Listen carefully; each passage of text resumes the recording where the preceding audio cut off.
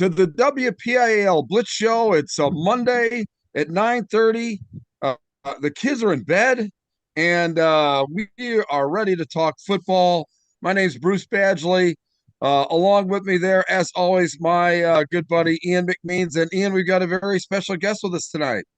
We do. We are honored to have Aliquippa head coach Mike Warfield, WPIAL championship winning, state championship winning head coach. So, Coach Warfield, welcome back to the show and congratulations on winning another WPIAL championship. Thanks, Ian. Thanks, Bruce. Thanks for having me. I enjoyed the last time we was together, so I appreciate the opportunity again. So you guys had a roller coaster season, and this was your first year back on the sidelines too, after taking a little bit of time off as well. So can you just kind of take us through the ups and downs of the season and everything that kind of led to this moment of winning the WPIAL title once again? It has been some ups and downs, but we grew from it. Our core group stayed together. The coaching staff always continuously worked to try to get better, try to get the kids to buy in to what we was trying to teach and accomplish. And as we went on, some of the younger guys with less experience start getting more experience and start playing better. I think the kids start trusting what we were telling them a little bit more each week. Although the losses did sting a little bit, but they also taught us as well. A lot of times, and I told the kids today at practice today, is that sometimes when you win it, you actually lose it because you overlook the little things. And sometimes when you lose it, you actually win it because now you got to pay attention to details. And Bart Lyons once told me now they got to listen. So they started listening. Wow, that's great stuff. And you talked about the ups and downs of a season. Now that you got a WPIAL championship, does your coaching style change as the season goes on?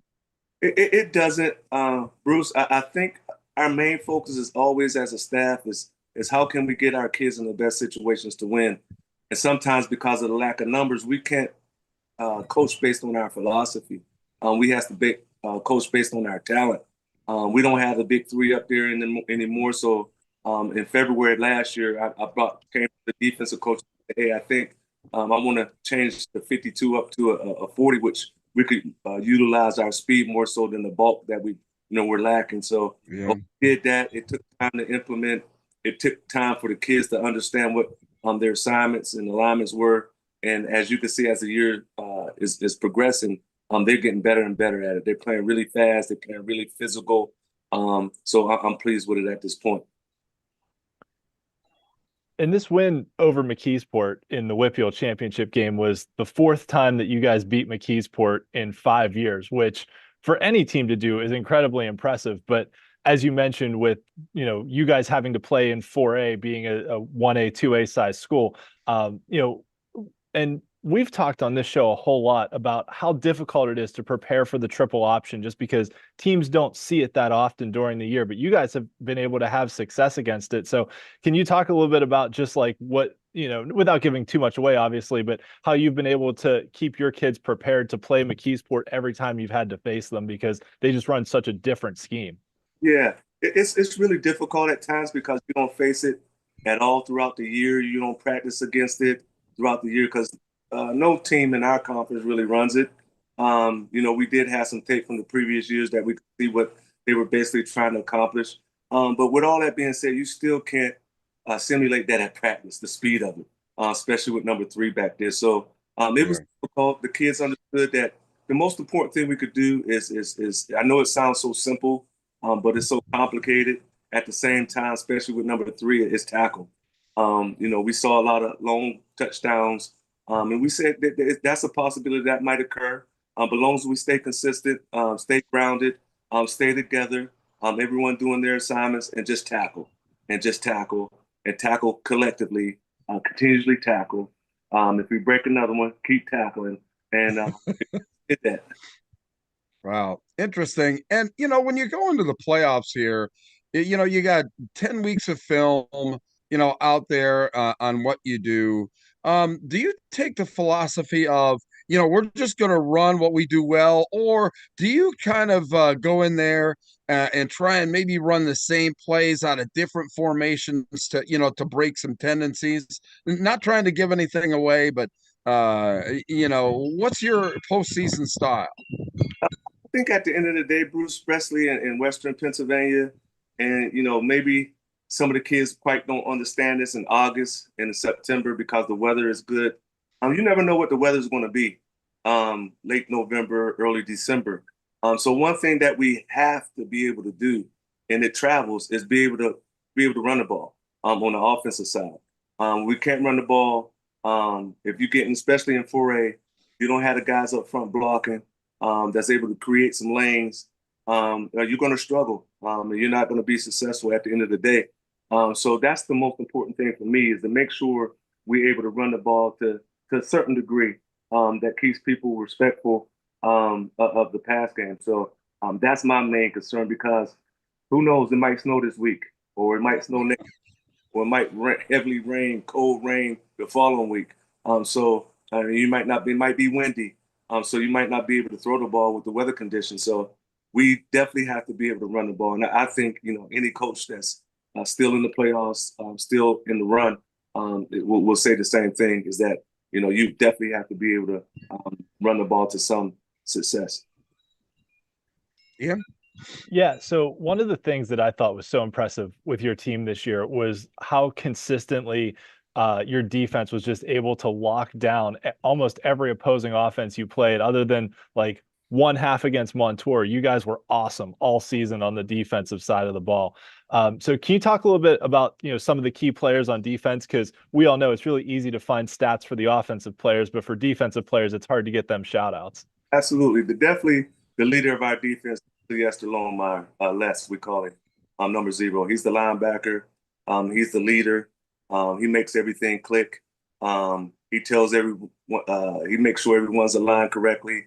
And that was one thing that I said last Friday before our game. If Les tell you to do something, do it without question. So he's the captain of that group, really the captain of the team. And I'm so proud of him. He played as a sophomore and definitely as a junior last year. But he has really come into his own. We asked so much of him. We asked him to play linebacker. We asked him to play running back at times. We asked him to play tight end at times. So he does a lot for us. And if you see, he had a really good game, big game last week. He caught a long pass at like a little H-back we're using. And he's very, very intelligent. You just have to tell Les one time, and he gets it. And you could trust him that he's going to be where he needs to be. But as far as on the defensive end, he's the glue. He's that person that, he needs to be out there for us to be successful. Wow. Good stuff. And, coming into any season, a coach and your staff, have questions that they need to get answered. What were some of the questions coming into the season that were successfully answered by your team in winning this WPIAL championship? I just think, and just to go off course a little bit, is that, I always said our coaching staff is none. No matter head coach has been here, Coach Yanessa, Coach Z, Coach Morocco, me, the assistant coaches is the glue of the program. They what makes it tick. You got Coach Patrick, Coach Short, and I can name them all. Coach Fields, Coach Jalil, and we brought some new guys in. Coach Henry, who played for us, who's an Aliquippa legend. Coach Ross, Coach Kier, Coach Tez, Coach Bob. We have a really solid group that I trust, and I could we could discuss anything, and that's one of the coach's philosophy is no whispering. If you have something to say it, and we could discuss it and figure it out. But some of the questions is basically, Bruce, what we always have is how are we playing those last 6 weeks at the end of the season, running into the playoffs, going for the playoff run. And we did struggle, but most of the struggles was basically self-inflicted and things that we couldn't control, like injuries. But we lost to Newcastle early. We lost to a really, really good team, and I have a lot of respect for Duke from Leavenworth. We lost to Montour. And the losses to Newcastle and Montour were simply missed tackles. I had one of our assistants go back and count how many tackles before we played the Newcastle the second time. Count how many tackles we missed the first game against Newcastle. It was 52. So I said we Wow. eliminate those, and we didn't play without Marcus, our starting quarterback who was out at the time, and we eliminate the missed tackles. We'll be fine. So we start doing that, and you saw that last week that the kids and that's something that we had to make sure we just wasn't talking about it. We was doing it as well because in high school we're not professionals. They're not professionals, although sometimes they think so. You can't turn the switch on and become Superman. You typically practice. You typically play how you practice. That's it. And if you watch the film on Saturday, the mistakes that the kids are making on Saturday is what they're doing at practice. We're very cognizant of that. We try to make practice uncomfortable for days like Saturday, so they understand the margin of error has shrunk, and just stay totally focused and locked on and don't waste the day. Go ahead, Ian. Don't waste a day. I love that. That's an awesome mentality. I think one of the other things I've been really impressed with your program over the years just has been the total resilience that your players have and the ability to just block out all the outside noise, because there's high school football, there's always people talking about it all the time, and it's so hard to block it out. And the way your program and your kids are able to go out and execute week after week and just block out all the chatter is so impressive. And I'm sure it's a ton of work for you all as a coaching staff to, keep them focused and keep them on track. But it's incredibly impressive the way, you guys just go out and play ball on whether it's Friday night, Saturday afternoon, anytime, any place, anywhere. Yes, and I think that's a testament to the kids. I think that's a testament from the kids growing up in the system, being equipped, wanting to be equipped. I think it's the equipped nature is not giving up, keep fighting. This year was challenging for all of us, really, and for them to stay the course, for them to start believing, start trusting, and all we ask is for that opportunity, and we got it, and the kids stepped up. And I give all the credit to the assistant coaches and the kids. They do an amazing job. The community supports them. Like last week, the community fed us every day after practice, which, at this point in time, I'm trying to flood the kids with football, trying to flood it, because most of the time, most high school kids, they're only thinking about football between 4 and 7. They don't go home and think about it. Some don't want to take. So we after practice, we watch film before practice. Then the last 2 weeks, we watched film after practice, which the community fed them while we watching tape after practice. So it's just trying to flood them at this point with football and making sure they know their assignments, so they're not really thinking, they're just playing and reacting and playing fast. So I'm pleased with that. How much pressure do you think that do these kids feel the pressure of having to live up to the reputation of Quip football? That's a great question. And the answer is yes. I do believe that. But that's a good thing. That's something that should motivate you, because one of the things that I stressed to them early in the year during the tough times is that we can't live off past history. We can't live off 2024, 2023 undefeated season. That's history. That's not our legacy now, even mine. I can't live off that. I'm being judged on how we do in 2025. And that's one of the things that we stress and keep that foot on the gas, so to speak, because success is fragile. It's fragile.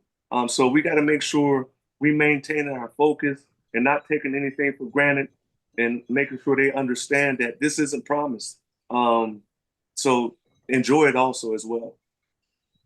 And you guys have done some things this season to add to the historic accomplishments of the program. Not only the 21st championship in school history, but over the course of the year, won the 800th game in school history as well. So, first team in Western Pennsylvania to be able to do that, just the 5th program in statewide history to be able to say you've won 800 games. So congratulations to you all for, continuing on that legacy and building on the past, but also having your staff, these kids, be able to etch their names alongside the other greats that came before them of doing historic things. Yeah, I didn't know that until Coach Patrick told me after the game. I wasn't aware of that. I try to stay focused on, I really enjoy the preparation. I really do. Like we played Friday. We knew we was, had a few extra days last week because we was playing on Saturday. So Sunday through Friday, that's enjoyable to me because myself and the coaching staff is constantly communicating what we think, what we're going to do, what's the game plan, how can we change, how can we improve, what we need to do, what we could take advantage of, what we got to be aware of, and how can we put these kids change up. So it's constantly communication, which I enjoy. We have a coaches group, and it's going off all times of the day and night, and we're constantly working to try to make sure the kids know their assignments. So that's what I enjoy. That's what I really, really enjoy. And if we do that, and I had a sense last week because we had such a great week of practice, the kids were flying around, and you felt it, and you felt they was ready to go. So I really enjoyed that portion of the game. Well, we've really enjoyed your visit with us, Mike. We really appreciate you taking some time, out of your busy schedule. And I'll tell you what, congratulations on another WPIAL championship, and good luck in the PIAA tournament. All right, we gotta take it day by day. All we did was buy 7 more days. Can't take it for granted, and we got to be ready to go because Oil City, everyone's good now. Everyone's good, so we can't take one for granted. All right, congratulations, so much, Mike. Coach. Have a good night, man. All right, just go ahead and exit out, and I'll take it from here, man. Thanks a lot. Wow, how about that, man? I tell you, it's great to have men like that leading these young men, and he's becoming regular. Some of these guys, we talk about that all the time, about how much fun it is to be able to catch up with these coaches following success, and just kind of go through all the hard work that the coaching staff and the players are doing, right, Ian? Absolutely. And I think the other thing that's noteworthy too about Coach Warfield's tenure at Aliquippa is how many kids they've been able to get into very good colleges as well. Yeah. Just a couple of years back, I remember they had a kid who was the first kid from Aliquippa, at least since the 80s, to go to an Ivy League school. And they've sent, I think, 3 or 4 more to Ivy League schools since that time. So it's not just, getting recruited to play college football anywhere is good, but to be able to not only play college football but have a great education to go along with it, like Marcus Council, their quarterback's a Yale commit, so they've got a ton of kids that they've sent on to higher education as well, and just the young men that the program produces, right? Like talking about not only the preparation for football, but preparation for life as well. And what Coach Warfield and his staff have been able to do with his players is very, very impressive, because, the ones I see on Twitter that are posting things, it's all, positive, good stuff that's happening, that they're doing in the community. So we've got James Dotson now from the Lawrence County Sports Network joining us to talk about rapid fire guests on WPIAL Blitz. The upset of the week, another guest who's back with us again. James, thanks for joining us. And so we just got done talking with Mike Warfield from Aliquippa, who I don't know if I'd call it the upset of the week. I guess from a seeding standpoint, a 7 beating a 1, but I would say that Laurel knocking off Fort Cherry probably was the upset of the week, just because Fort Cherry had come in winning 40 straight games against WPIAL opponents and was the 2-time defending champion. So you guys do an awesome job on the Lawrence County Sports Network. Really appreciate everything you do for high school football, and thanks for joining us tonight. Appreciate you guys having me on. When I agreed, though, you didn't tell me I was going to be after Mike. I mean, I don't know if I can follow that act right there, but I will do my best. If he said whatever he said the bigger upset was, I'm going to go with him. I'm not going against Coach Warfield. We actually didn't ask him that, because I would never pit people against each other like that. So, coming into this game with Laurel and Fort Cherry, like, you guys have covered Laurel all season, and they had a couple nice wins against, some 2A opponents earlier in the year. And we're playing really good defense. But did you see this as a potential upset, or was it one that you were kind of like, well, we'll see how they do, but Fort Cherry's probably going to win? In all honesty, my broadcast colleague Eric Thomas and I, we talked about it all week, that this was not that we were saying, oh yeah, absolutely, Laurel's winning this game. They had the blueprint to win this game, no question about it. when you looked at over the last 3 years, the two teams that Fort Cherry had lost to were Port Allegheny and Steelton Highspire. And they both those games were lost in the exact same fashion. Basically a ground and pound, power up the gut, run it down your throat. Aiden Bliss last year had over 300 yards against them. And we've been saying all year, this Laurel offensive line, if they could stay healthy all year, that they had that exact recipe. And they were in a power T formation for probably 95% of the snaps. They very rarely went spread, went shotgun, anything. They just ran it right down their throat. And both teams offensively were very effective. There was not a single punt in the game, guys. But in the end, it was Laurel just controlling the line of scrimmage on both sides, but mainly on the offensive side, chewing up the clock and doing it with a variety of backs. I mean, it felt like a wing T style offense when you looked at a guy with 12 rushes, 10 rushes, 9 rushes, 9 rushes. It was clinical the way it ended up playing out down the stretch, and they ended up getting a couple of the big plays defensively in the final quarter to really ice it. Yeah. Is there any upset that there's a recipe out there that you see coming into this week? I'm going to say look at what Union did to Bishop Canavan at the WPIAL championship 4 years ago. That's about the only recipe you could probably try to throw up, because Laurel matched up very well exactly for this reason, matched up against Fort Cherry extremely well because they knew that they could pound the ball, and that's been the recipe to beat Fort Cherry. Clairton, a completely different animal, completely different style of play, spread you out, athletes all over the field. Obviously Matt Sig, incredible athlete for the Fort Cherry side of things, and obviously that's a big part of it. But his limited throwing ability certainly played an impact in the game, and they played that to their advantage. And they tried other formations to throw to the Rangers. Really didn't work out in their favor when they did try to pass. You're going to have a similar scenario here. A lot of quick passes, short passes, and just a lot of athletes in space. It's definitely not the matchup for Laurel that works best. It was the same with Union 4 years ago. That was a matchup. I joke when it's not a joke, it's true. When we got up to Acrisure Stadium for that 11 a.m. kickoff, I had other media outlet members, good friends of ours who we've met over the years, jokingly say, "I'll give you 3-1 odds if Union can keep it under the mercy rule."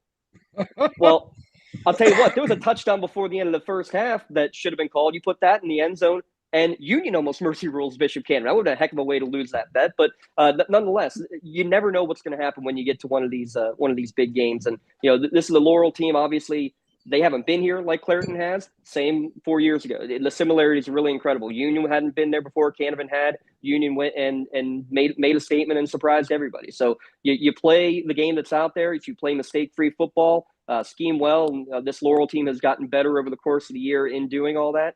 They have every opportunity to be able to pull off what would be another incredible upset. One thing you mentioned about the Union game too, which I don't know if a lot of people take it into account, but the 11 a.m. kickoff for the 1A championship game is so out of character for how these high school kids are used to playing and preparing. From the games you've seen over the years, do you think that plays a factor in I'll say the way these 1A championship games sometimes play out?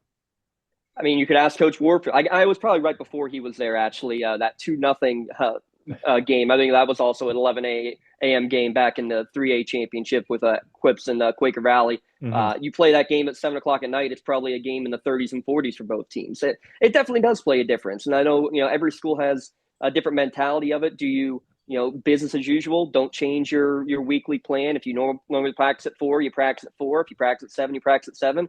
I know other schools. I know Union. They got out a couple of days and went and had a practice right at 11 o'clock in the morning. Did a 1-hour practice during their middle of the day into lunch, and came back and got their work done after. And I know Rochester's done a similar thing when they've had the early games with Coach Matsook there. So I can see it either way. And whatever Coach Cooper and company believes is going to be best for his team, whatever Coach Wade thinks is going to be best for his Clairton Bears to get them prepared and ready to go, that's what they're going to choose to do. Oh, good stuff. And, going into this weekend, it looks like we've got the usual suspects, obviously, for these championships. And in your mind, are you surprised that we've had, the chalk that we've had, with the exception of the Laurel upset so far? Yes and no. I mean, this is kind of the impact that, six classifications has had. And yes, you have the usual suspects making their runs. I mean, I think most people are surprised. I'm surprised and impressed with what Aliquippa did. I did not see them being able to, after watching them earlier in the year. But great teams, you give them an opportunity to make amends, and they certainly did. What did Coach Warfield say? 50-some missed tackles the first time against Newcastle. I'm not sure it was a single missed tackle when they played them in the semifinal game. You give a team a chance, and that's the other crazy thing.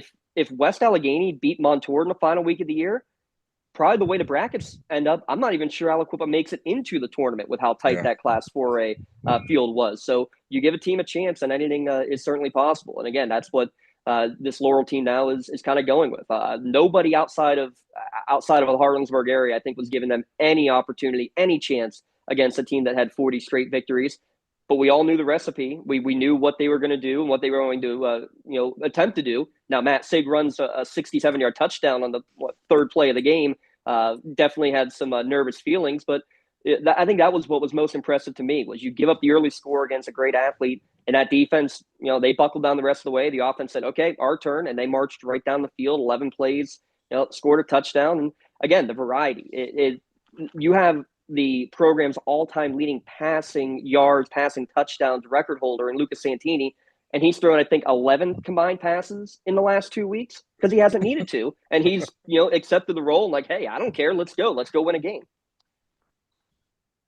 So you mentioned Laurel's defense and just how good they've been this year, and I think that was, Laurel flew a little bit under the radar, I think, because they lost that early game to Bishop Canevin, and even the WPIAL, when they seeded the teams, put Canevin, the second place team from the Black Hills Conference, ahead of Laurel, the champions of the Big Seven Conference. So can you talk about just how good and how dominant and what Laurel does defensively that kind of helps them take on all comers, right? Because they've been able to shut down a triple option team in Southside Beaver. They've been able to shut down an incredible athlete in Matt Seg in Fort Cherry, and everyone else that they've had to go through this year. Well, first and foremost, they've stayed healthy for the most part. And that's obviously, especially in 1A football, is going to be the biggest key. And then they've stayed healthy where it matters most, in the trenches. That was actually a concern of ours because they had the same offensive line all year. We find out a half hour before game time, they've had to shuffle around their offensive line due to an injury, including a new center. Which, I mean, you guys know, you get a new center in there, things can be absolutely, potentially devastating. And one bad snap, two bad snaps, and the whole game can change. But it's the mentality. Most of these guys are also wrestlers. So, I mean, they're physical all year round. The physicality from wrestling transferring over to the trenches. It starts, honestly, with them. I got to give a shout out to Jack Miles, linebacker. He has the program record holder now in tackles, over 350 in his career. Colton Carlson, well, we know what he's done offensively. He one more game probably. If they win this game and make it to the state semis, he'll probably also break that old record of the all-time tackles record. And both of those guys are going to get shattered by a sophomore who's on the defensive line, Tyler Fuchs, who is already more than halfway to Jack Miles total. But that defensive front of Fuchs and Kevin Mahoney, Alex Medved's had a huge game. Medved's got 22 tackles for loss already on the year. Casey Wilson, a big guy there at the nose guard position as well. Just everybody involved. And, against Chartiers Houston, I think man to man, they were 40 pounds underweight compared to the Bucks.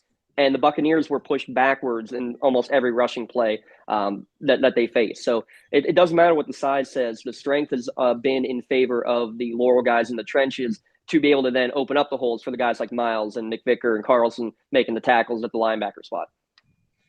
How do you think the WPIAL champions, and obviously we still have more to determine, but how do you think these WPIAL champions are going to stack up once they get into, the overall state tournament? In Class 6A, I would be very shocked if Central Catholic is not making a run all the way to the finals. Yet again, it's going to be a pretty cut and dry. I mean, this is probably going to be their next biggest challenge is this week with State College. In terms of 5A, we've been waiting for this matchup. Well, I guess we've had it how many years now in a row? It has been the third year in a row, yeah. Unbelievable, right? But I mean, Pine Richland's been a team we've been watching all year long and expecting them to make a run. I'm not betting against Coach Warfield and the Quips now. I've made that mistake already. I'm not doing that again. I'm following them all the way to Cumberland Valley. 3A is going to be a real fun championship because I mean, Imani Christian, they had over 150 penalty yards last week and still won 48-0. I mean, that's absolutely insane against a disciplined Avonworth team, and they've just been, unstoppable, it feels like, all year. So that'll be a fun one. I would be surprised if those two, whatever team wins that one, doesn't end up making it the rest of the way. 2A might be the one that I would have the most cause for concern, just because Farrell's playing really good ball out of District 10 right now. Richland, who they play this week, has also been playing incredibly well. So that's probably the one that most would concern me as a WPIAL fan. In Class 1A, Wilmington was a team we were looking at. They lost. They were upset in the D10 championship, but obviously you still have Port Allegheny and Aiden Bliss and company that you're going to have to deal with. It comes down to a matchup sting, because if Clairton, assuming Port Allegheny wins that game against Greenville, if Clairton wins Class 1A, I think they can spread out very well and maybe do good things against Port Allegheny. Whereas Laurel, again, a team that likes to go ground and pound, a similar format to what you saw with a Port Cherry game. So I think it would be a really good matchup that way too. So I give WPIAL a great chance. Maybe they won't get all 6, but I'd be shocked if they don't get at least 4 or 5 making it out there to Cumberland Valley. Good stuff, James. So you've done some WPIAL championship games at Heinz Field Acrisure Stadium before too. One thing that we've been talking about a bit on the show, and especially kind of relevant here in this game with Clairton, is Clairton has a new turf field this year, and Acrisure Stadium has one of the worst playing surfaces in the National Football League. It's not really a secret, but I always think it's funny that the WPIAL puts so much emphasis on, we're going to play our playoff games at neutral sites that have turf, so we get good playing conditions, and then, it's championship game time, we're going to play it on grass. And Bruce disagrees with me, but I feel like I've seen a lot of games over the years where I feel like with Aliquippa in particular, when they played at the Pit, where you had teams that played on turf all year and then go play on grass against Aliquippa in the championship game, who's been playing on grass all year, and the Quips kind of had the advantage because they knew the speed of it. Do you feel like for Laurel, having a grass field prepares them a little differently than Clairton, who now has a turf field, for going down and playing on the terrible playing surface at Acrisure Stadium?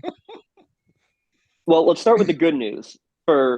For those two teams, it's 11 a.m. So the turf is going to be as good as possible. Not nearly. I mean, the 5A game, good luck to have any grass. They ought to resod it between the middle two games in my mind. But don't they resod it obviously right after the WPIAL championships, right? And don't they just lay the grass right on top? I mean, it's something weird where they just like throw the turf right over the top of the other turf. So last time I was there for the for the last game of the night, which I remember that was an 8 o'clock scheduled start. It was one of the Thomas Jefferson championships. Don't ask me which one, but I remember it didn't start until about 9:40.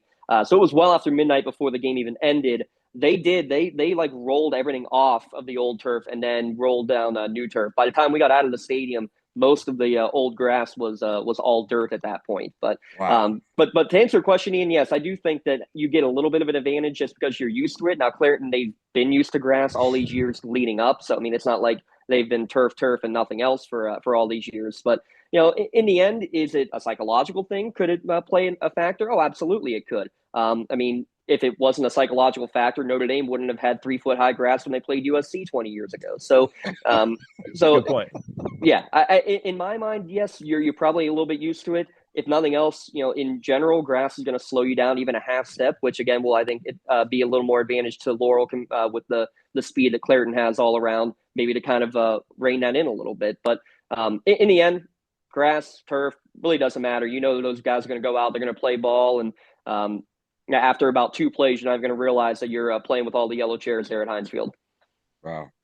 Incredible stuff, James. I'll tell you what, great job on Lawrence County Sports Network. I mean, you guys are known statewide, and it's great watching the replays and that. And I tell you what, thanks for joining us tonight. And maybe we'll get you in here before Cumberland Valley too, and get some opinions on some state championships and everything like that, my friend. Sounds good to me. Yeah, if not, we'll catch you out there. But we'll be sure to be following everything going out and get ready for. Can't believe it. We're 3 weeks away now from the finals. Well, I can tell because it's freezing out here on the deck tonight, but that's okay. I considered going on the back porch, and I opened the door, and the dog went running the other direction. I said, "Yeah, never mind." So no, Sorry, Bruce, not happening. That's okay. All right, That was a listen, good James, decision. thanks a lot, man. Just go ahead and exit out, and Ian and I'll carry on, man. Yeah. Frank, great to see you. Yeah. You as well, guys. Take it easy. You See you too. And later. thanks so much for everything you do for high school football. You guys are awesome. I appreciate it. You guys as well. See you. Wow, that's a great half hour of guests. Let me tell you. Yeah, that timing worked out great. We were able to get them back to back with Coach Warfield and James from the Lawrence County Sports Network. Just awesome stuff. I mean, coming into semifinals / championship weekend last weekend, it was kind of like you said, we were talking about a lot of the usual suspects, and kind of seemed like a lot of things were presumed like they were going to happen, and a lot of them did happen. But then you get like Laurel beating Fort Cherry and Aliquippa knocking off McKeesport, and all of a sudden we've got storylines coming out of our ears, and it's like, all right, we got to talk about all of them, because these are great things that we need to highlight. And we didn't even, James didn't mention it, but Laurel's in the championship game for the first time since 1989. Like, this is a historic result for the Spartans getting this deep into the playoffs. But I did think his points you about always have.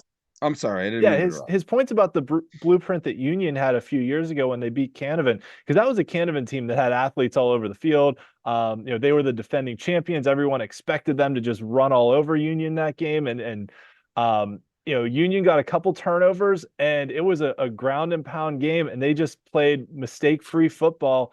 And it was, just run the ball, hit a pass, run the ball, run the ball, run the ball. And, they kept the ball out of Canavan's hands. And I think they were up 12-0 at halftime. And he mentioned there was a touchdown that wasn't called that almost got in the end zone right before the end of the first half. But, Canavan just never found a rhythm in that game, and Union just took the air out of the football. And we saw it last year in the 2A championship game with South Park and Seton LaSalle, that Seton came in with a ton of talented athletes, and South Park just, got a turnover and ran the ball with Eric DeRue over and over and over again. And it was, 5 yards in a cloud of dust, but you take 5-6 minutes off the clock, put up a touchdown, and then get another turnover on like the second play and do it again. And all of a sudden you're up 14-0 and you're halfway through the second quarter, and the other team's only run 2 plays. And that can really hurt a team's offensive rhythm when all of a sudden now you're trying to come back from 14 points down, and it can have a psychological shift there, and things can kind of spiral. So I do think that was a very interesting point to bring up, the Union blueprint of how they beat Canavan a few years ago. Yeah. Yep. All right. Well, hey, let's get started. All right. Yeah. So let's start talking, because it isn't just guests here. We've got games to talk about. We've got content as well. So welcome to the WPIAL Blitz Show Championship Edition. This week we've got 4 games from Acrisure Stadium. So if you found us, you obviously know where we are on YouTube. You can check us out on social media, and I will have previews for all the championship games this week on steelcityblitz.com. I do a very lengthy and extended preview for my championship game, so I hope folks enjoy reading those, because I do try and go through not only the key points of how they got here, but some history on the teams, and try and talk about the key players and name as many names as I can find. So there's nobody better at doing that, let me tell you. Usually, and I'll just say this, usually my stuff on Steel City Blitz, when I preview games, my goal is to name 3 players from each team, because I feel, and usually I try and get like quarterback, leading rusher, leading receiver, unless there's like 2 leading rushers or something like that. But for these ones, I try and do a little bit more, and really list out a lot of the kids, because at the end of the day, this is all about promoting the kids and trying to get their names out there too. And if the little bit I can do to put a kid's name in an article, if somebody sees it, it's like, oh, that kid's having a good year. You never know what can happen. So I try and do what I can. Yeah, I mean, it says it's as easy as when I was going through last weekend or a couple weekends ago, going through the old scrapbook and pulling up the articles that. Surprisingly enough, I was actually in some articles or whatever like that, of scoring some touchdowns as a kid. So that was I can understand, because I felt the same way as an old guy like me, going back in the scrapbook and reading about my exploits, in playing in high school and everything. And it's just a thrill that never will go away. Yeah, absolutely. And for all the kids playing this weekend, like just go out there and enjoy it. Like Yeah. you're playing at Acrisure Stadium and just go have fun, right? Like enjoy the moment and yeah, just enjoy yourselves because this is a once in a lifetime opportunity. Thanks So for everybody on the live chat, especially our buddy Gary McMullen. A lot going on with Laurel and Clareton action there. So good stuff. yeah, and if anybody has questions as we go through the show, feel Yeah, free to drop them in the live chat. We're happy to answer any questions that folks may have. So we'll start absolutely. in 6A with Central Catholic once again for the second straight year, winning the WPIAL title in dominating fashion over North Allegheny. 10th WPIAL title overall for Central Catholic, back-to-back champions, second one for Coach Leemeyer as head coach. And, congratulations to him. He was our guest on our season preview show. And, this Central team delivered on all the expectations. They, went out and their only loss this season was in week 0 to LaSalle College in what was, potentially a preview of the state championship game as well. We'll talk about that in a little bit, but Central has a few more steps to get there, but going out, dominating WPIAL competition. And, they really did it on the ground in this game. They didn't have to run a lot of offensive plays. I think North Allegheny ran a lot more plays than Central ran. Central was just so much more efficient and got a couple turnovers in short fields. Roman Thompson, star running back and linebacker and one of the top wrestlers in the state, had 3 rushing touchdowns and led the team with 9 tackles, a tackle for loss, and a sack on the defensive side of the ball. Jaden Alexander returned the opening kickoff for a touchdown and also scored on the ground again. And then Ashton Blatt, outside linebacker / defensive end, was just all over the place in North Allegheny's backfield. 3 tackles for loss, 2 sacks, a forced fumble that Central returned that fumble for a touchdown. And Central just all over North Allegheny. For the second straight year, they were up. I think they were up 28-0 at halftime in this one. I think last year they were up 35-0 at halftime. So, Central just going out and taking it to North Allegheny and winning back-to-back WPIAL titles. Yeah, and now I think the pressure is really on Central Catholic. I mean, I think that the expectation was that they were going to get to this particular point. And clearly, I think that they have some have put maybe some undue pressure on themselves in this regard to get back to the state championship game. But anyway, great job on the 6A championship for the WPIAL. Yep, absolutely. So now looking ahead, State College just thrashed Wilkes-Barre over the weekend. So that's who Central Catholic gets next in the bottom left quadrant of the bracket. And then waiting up top, either Central York or Harrisburg in the semifinals.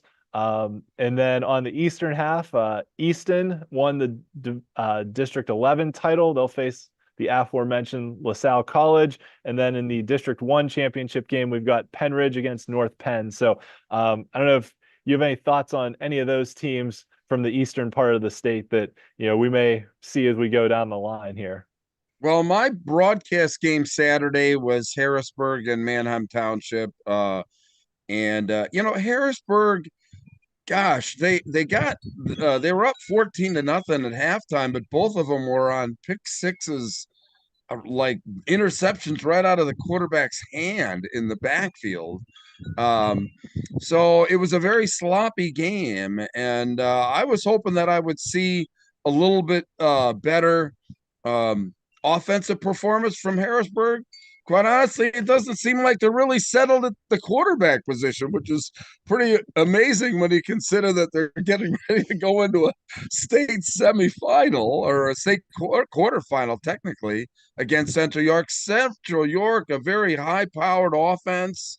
That's going to be a great game. I really like LaSalle, even though Easton has had a really solid game, a solid year. I really like LaSalle coming out of that top bracket, and that's a real toss-up between Penn Ridge and North Penn, I believe, for that District 1 championship, and they're going to have a tough time. Whoever is the District 1 champ, they're really going to have a tough time against whoever comes out of that top bracket. And that's kind of how it's been traditionally, that the District 1 champion has well, at least for the last several years, lost to St. Joe's Prep in the state semis. But But now it'll be someone different. But look at the Blitz rankings, man. Yep. Everybody's been arguing about why Easton is number one all year. Hey, guess who's playing LaSalle College number two? Easton, man. Great job on this formula to put Easton on top there, Ian. Yeah, and I think too what really made the difference, because I know we got some questions about it and I did look into it a little bit, that the formula gives you more points if you beat higher classification teams. So LaSalle had a couple games against some lower class teams that are all part of the Philadelphia Catholic League, but Easton's schedule was, I think, almost all 6A opponents. So being undefeated against all 6A opponents is really what the difference was there. But that computer formula, I mean, it just ended up as the benchmark for what the rankings should have been. If you look, Parkland going down, Manham Township. I guess the only one was Nazareth that didn't really go very far in the tournament there. But wow, good stuff, Ian. Yeah. And I will mention too, that as we sit here at the state quarterfinals, my formula's got, the top 8 in the bracket are all in the top 11 in the rankings. So I've said all along, like if I was objectively ranking these teams, I would probably change the order a little bit. But I think the formula grouping them all together is a good sign that it's at least a good starting point for a conversation that these are the top 10 or 11 teams in the state. They may be in a different order, if you sat down and actually ranked them based on, performance and quality and all that. But overall, I think it's a good frame of reference. Absolutely. Frame of reference. It's going to be determined out on the field. Yep. So let's talk about this matchup here in the quarterfinals for Central Catholic and State College. State College coming in with 2 losses, one of them to Harrisburg. And they have a fairly balanced offense, a quarterback that's thrown for over 2,000 yards and a 1,500-yard rusher. I think actually both quarterbacks in this game are only sophomores. So Owen Herrick, Central Catholic's a sophomore as well. And really, like I mentioned, Central just hasn't had to throw the ball a whole lot the last couple of weeks, that they've been so good defensively and so good on the ground that they've just been able to kind of control things in the trenches, get some turnovers, get some short fields, and turn them into quick points. And I think the biggest thing for me when I was looking at this game, because these two teams met in the same spot last year in the quarterfinals, when I was putting this slide together, Central's averaging more points per game and holding opponents to fewer points per game than they were last year. And it's the opposite for State College. They're not quite scoring as much as they were last year, and they're giving up a little bit more. Central's never lost to State College. They're 4-0, including just playing last year. And Central has only ever lost once in the PIAA quarterfinals. So I think for Central, I like their chances here with, their 5 D1 commits on the line and things, or D1 recruits, I should say. They're not all committed yet, but they're just stacked in the trenches. And that's really, as Coach Warfield said, where games get won this time of year. Yeah, clearly. I mean, they're just a bunch of road graders, the Vikings.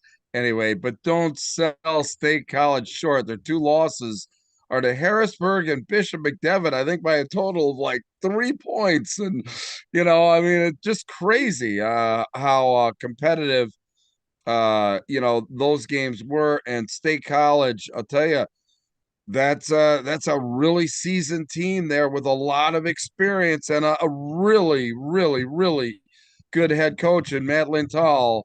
He's got a lot of experience in these games. I'll tell you, this is going to be a good one. Okay.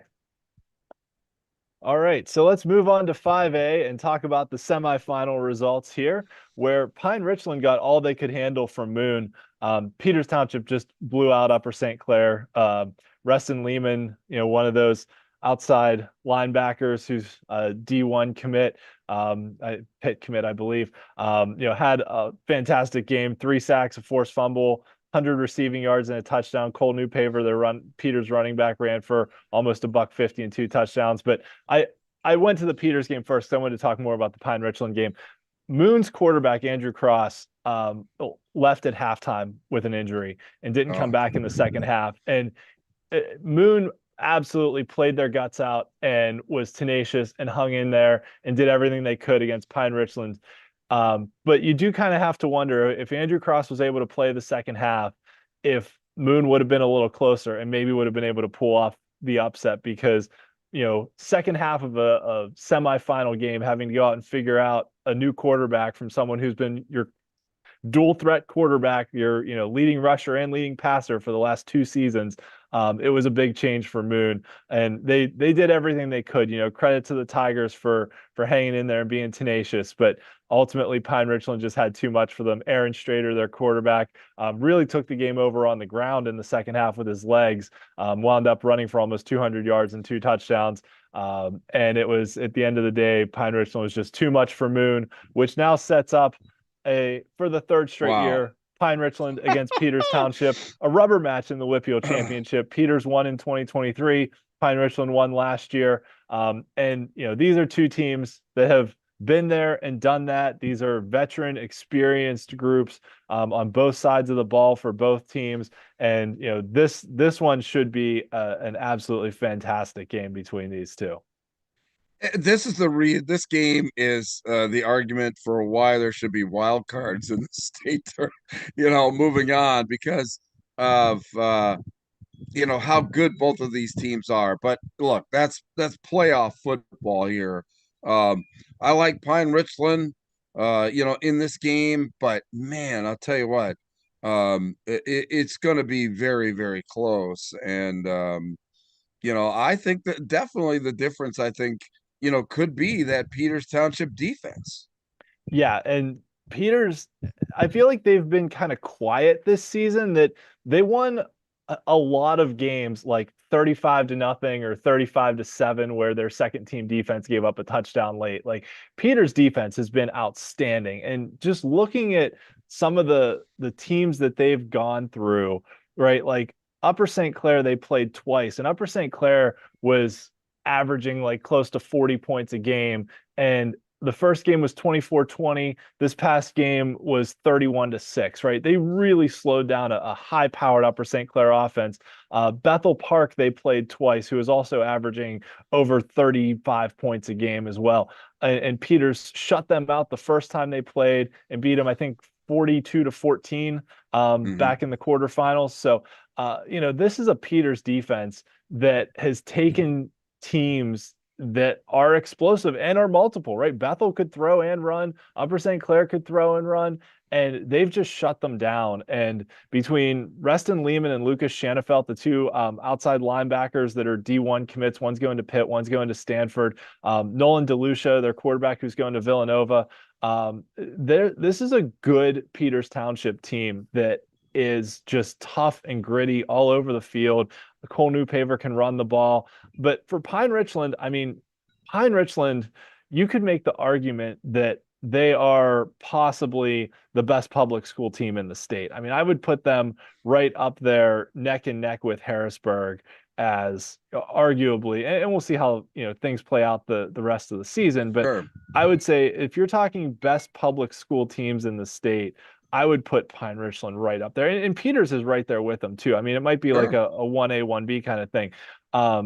But just the amount of, Division I recruits that this Pine Richland team has for a public school team is not something you see often. So, credit to Coach Ladon, the other coaches that he's been able to, get along with him.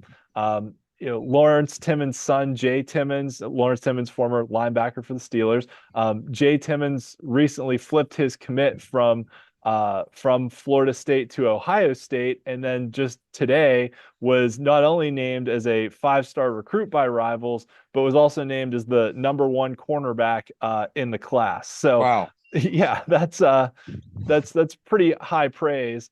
And then, so not only do you have Jay Timmons, in the senior class, but you've got Khalil Taylor in the junior class, who's a 4-star recruit, former Penn State commit who decommitted and is back out there taking visits all over the place. And, last week, Khalil Taylor had 4 touchdowns 4 different ways. He had a kickoff return, a punt return, a pick six, and a receiving touchdown. And, he's just a threat to score anytime he gets his hands on the ball. You've got, those two, and then Aaron Strader, their junior quarterback, who's got, Division I offers from like Syracuse, Temple, a bunch of MAC schools. And then in the trenches, you've got guys that also have D1 offers too. John Curran, their offensive guard, has a bunch of D1 offers. He's a senior. And then their junior class, you've got Braylon Price is a senior. He's a William & Mary commit.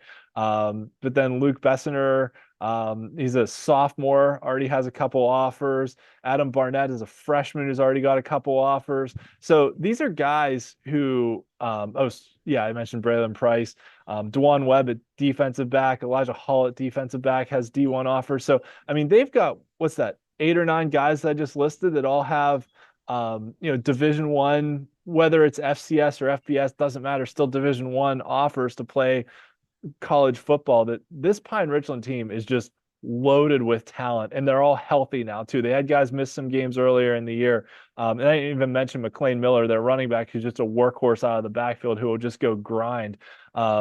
So this is just a strength on strength, iron sharpens iron type matchup, where these have been the best 2 teams in 5A for the last 3 years, and we get a rubber match here in the WPIAL championship game. Yeah, and as I said, I think that Peters Township defense, I think, is what's going to keep this game close. I really do. I expect a close game, and maybe a bit more low scoring than what people are going to expect. But yeah, and I really think Peters has the type of offense. Nolan DeLucia can throw the ball all over the yard, but they also have the type of offense that they can just ground and pound the ball and wear clock down and take the air out of the ball too. So and then like we said, you run 6 or 7 minutes off, score a touchdown, and put your defense back on the field, and it can turn into a long night. But I think this one has all the makings of a classic championship game between these two. We will see. Yes. All right, so looking at the statewide bracket here, the WPIAL champion enters into the semifinals next week in the upper left quadrant of the bracket, and they'll take on the District 3 champion, where we had at least, from a seeding standpoint, an upset with Solanco beating New Oxford, and then Bishop McDevitt, who I think everyone kind of expects to win that bracket, taking care of Exeter. Yeah, and kudos to head coach Anthony Cox and Solanco. I tell you what, this is as far as they've gone ever in school history. It's a hard-nosed group of players and coaches, but they're going up against just a juggernaut in Bishop McDevitt. I mean, that's that's what you get, I guess. When you get this far in the tournament. But I like, Bishop McDevitt there. Roman Catholic rolled again. I don't think they're going to have any trouble with Hollidaysburg. Let's do a shout out for Chester. I mean, wow, they just keep on rolling. Now, Springfield Delco, I mean, they've been the class of District 1 all year. But golly, that would be incredible if Chester went up against Roman Catholic, because last year they gave Roman all kind of trouble in a regular season game. So, well, that's definitely a storyline to keep an eye on the eastern side of the bracket. And speaking of which, shout out to the folks at Eastern PA Football. I got all the statewide brackets from them, but they do a great job of keeping everything updated, up to the minute. Their live scoreboard is great. So shout out to the folks at easternpafootball.com. Yeah, the man, the myth, the legend, Dave Micah, man. I mean, he's Mr. High school football here in Pennsylvania. Yep, and we'll probably have him on for our state championship show. I'm sure we will. Yes, coming up in a few weeks. And just another, look at the Blitz rankings here that once again, all 8 of the quarterfinalists statewide wound up in the top 10. So I think that's a testament not only to, the good and highly seeded teams winning, but also that my formula is not bad. Hey, well, that's why the teams are on there. Yeah. Well, and I will say, Solanco is actually ranked higher than New Oxford coming into that game. So I can understand why. At New Oxford, I mean, they had. I don't think they had lost a regular season game in like 3 years, and at least they won one postseason game this year. But they'd gone 0 for 2, and undefeated. They lost their first playoff game there, so they did win one, but then Solanco took them down pretty convincingly. yeah. In 4A, we talked with Aliquippa head coach Mike Warfield, and congratulations to the Quips. 21st title in school history, 800th win in school history as well. So Aliquippa coming from the number 7 seed to win the WPIAL title. Marcus Council Jr., their quarterback, who we all thought, there were reports from all of the, regular news sources that said he was out for the year with a knee injury mid-season, and then came back in the playoffs and, threw a game-winning touchdown pass against Trinity, did it again last week against Newcastle, and then this week against McKeesport, ran the ball a little bit, scrambled in for their first touchdown of the game. And I saw the highlight. I was like, whoa, that kid can run. Obviously he's a Yale commit. I know he's a good athlete, but coming off a knee injury that was supposed to end his season, now all of a sudden rushing for a touchdown, throwing for 2 more. And the one thing I didn't ask Coach Warfield, you may have seen the highlight floating around on Twitter. Aliquippa was up just by a little bit late in the game. It was 14-12. They had a 4th down from about the 20-yard line, and they went for it, and Council just threw up a prayer to the back of the end zone, and Khalil Good came down with it. And I wanted to ask him if that was a planned play call or if that was just 2 great players improvising, because I think it was like 4th and 8, and they just went for the dagger and the kill shot to the end zone, and they hit it, and a 2-point lead turned into a 9-point lead. And all of a sudden, Aliquippa's then 3 minutes away from, winning their 21st title in school history, and they did it. And I got to say, Bruce, credit to you, because last week when we were previewing this game, you said that Aliquippa was going to find a way to shut down Kimon Spell, and they really did.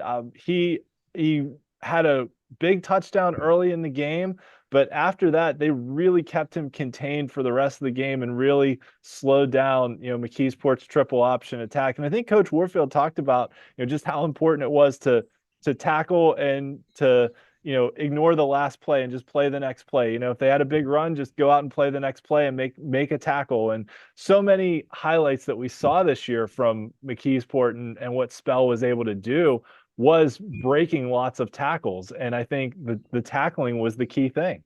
Yeah, clearly. And, the keying on that one player. I mean, McKeesport gave you the formula to beat them. All Aliquippa did was just listen to what McKeesport was telling them.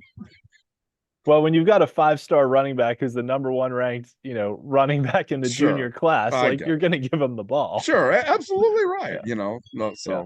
Good stuff. All right. So looking at the statewide ranks, the WPIAL on the bottom left here, Aliquippa now moving on to play Oil City, who is the District 10 champion. Oil City beating Punxsutawney last week, which was actually the first time Punxsutawney had ever appeared in the statewide round of 16. So congratulations to Punxsutawney for getting that far this year. Oil City back here in the quarterfinals, I think for the first time since 2020, I believe. And the winner of this Aliquippa Oil City game will play the District 3 champion between Susquehanna Township and the Twin Valley team that you've been very high on all year. Yeah, and the one thing about the 4A bracket, it is the bracket of not the usual suspects. I mean, other than Southern Lehigh and obviously Aliquippa, and nobody thought Aliquippa, gave them much of a chance, but everybody here is just fighting it out. Now they've all had great seasons. Shamokin as well. I mean, North Pocono. I was going through some of these guys' records and stuff like that before the show. I mean, Twin Valley. I'll tell you. I mean, it's a shame that any of these teams have to lose because they've all had wonderful seasons, and and for the first time, getting this far in the state tournament is just a credit to all these coaches and teams right now. Yeah, absolutely.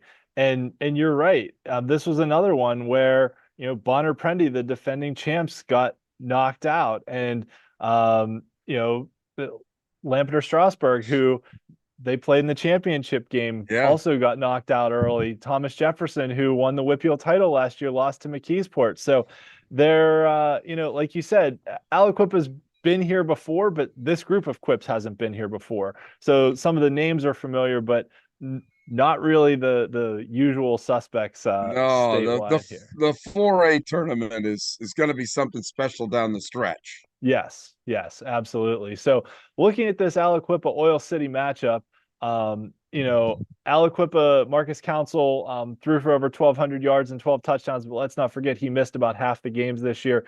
JJ Work, aptly named as the workhorse running back in the backfield, is the Quip's lead back.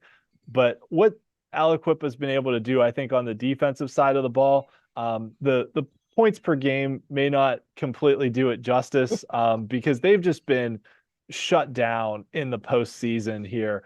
Aliquippa had, like we said when we talked to Coach Warfield, a little bit of a hiccup.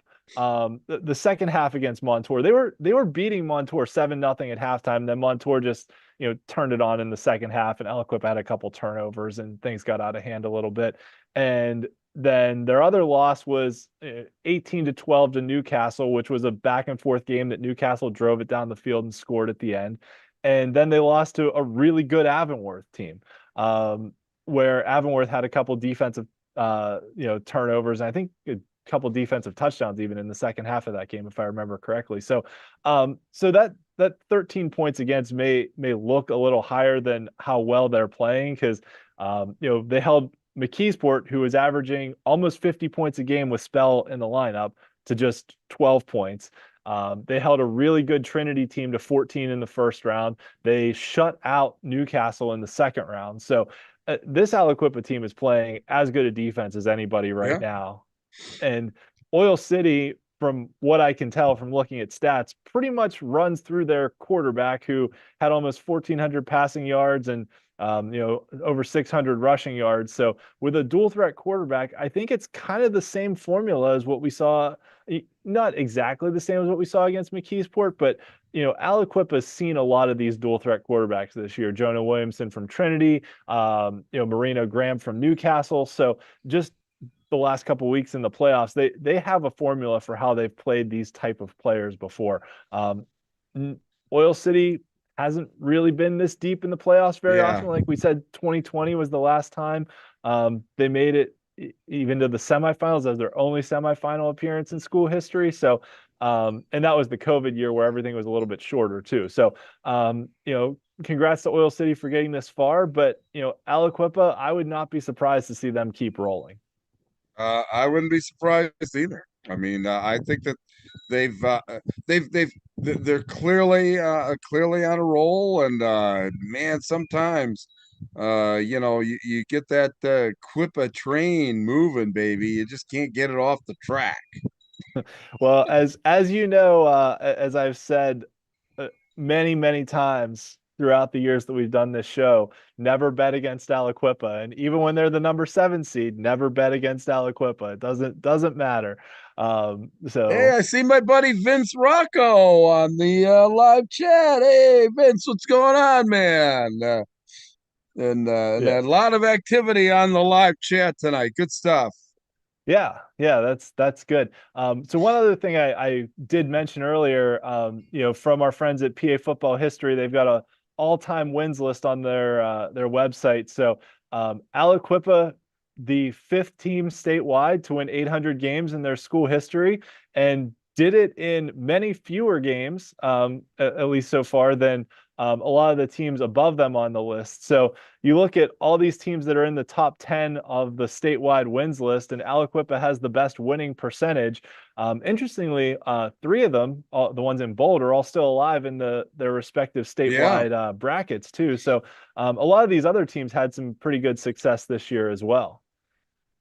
Yeah, that's a great stat. But my gosh, he's still talking about all of these teams, and I guess the only surprising one maybe that it's on there is Williamsport.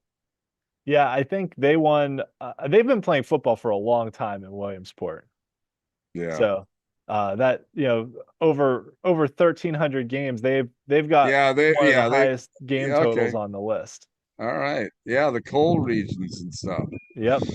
All right. And then one other thing worth mentioning, since Aliquippa did win the WPIAL title from the number 7 seed, is the amount of success that lower seeded teams have had. So, looking at this list since 2000, I think teams seeded 7th or lower in the WPIAL championship game are like 9-7, I think, overall. So, or 9 Wow. and 6. So some of these lower seeded teams, if like you said, if they get on a roll and get there, but we've even seen some of these upsets over the last few years. Union in 2022 was a number 10 seed.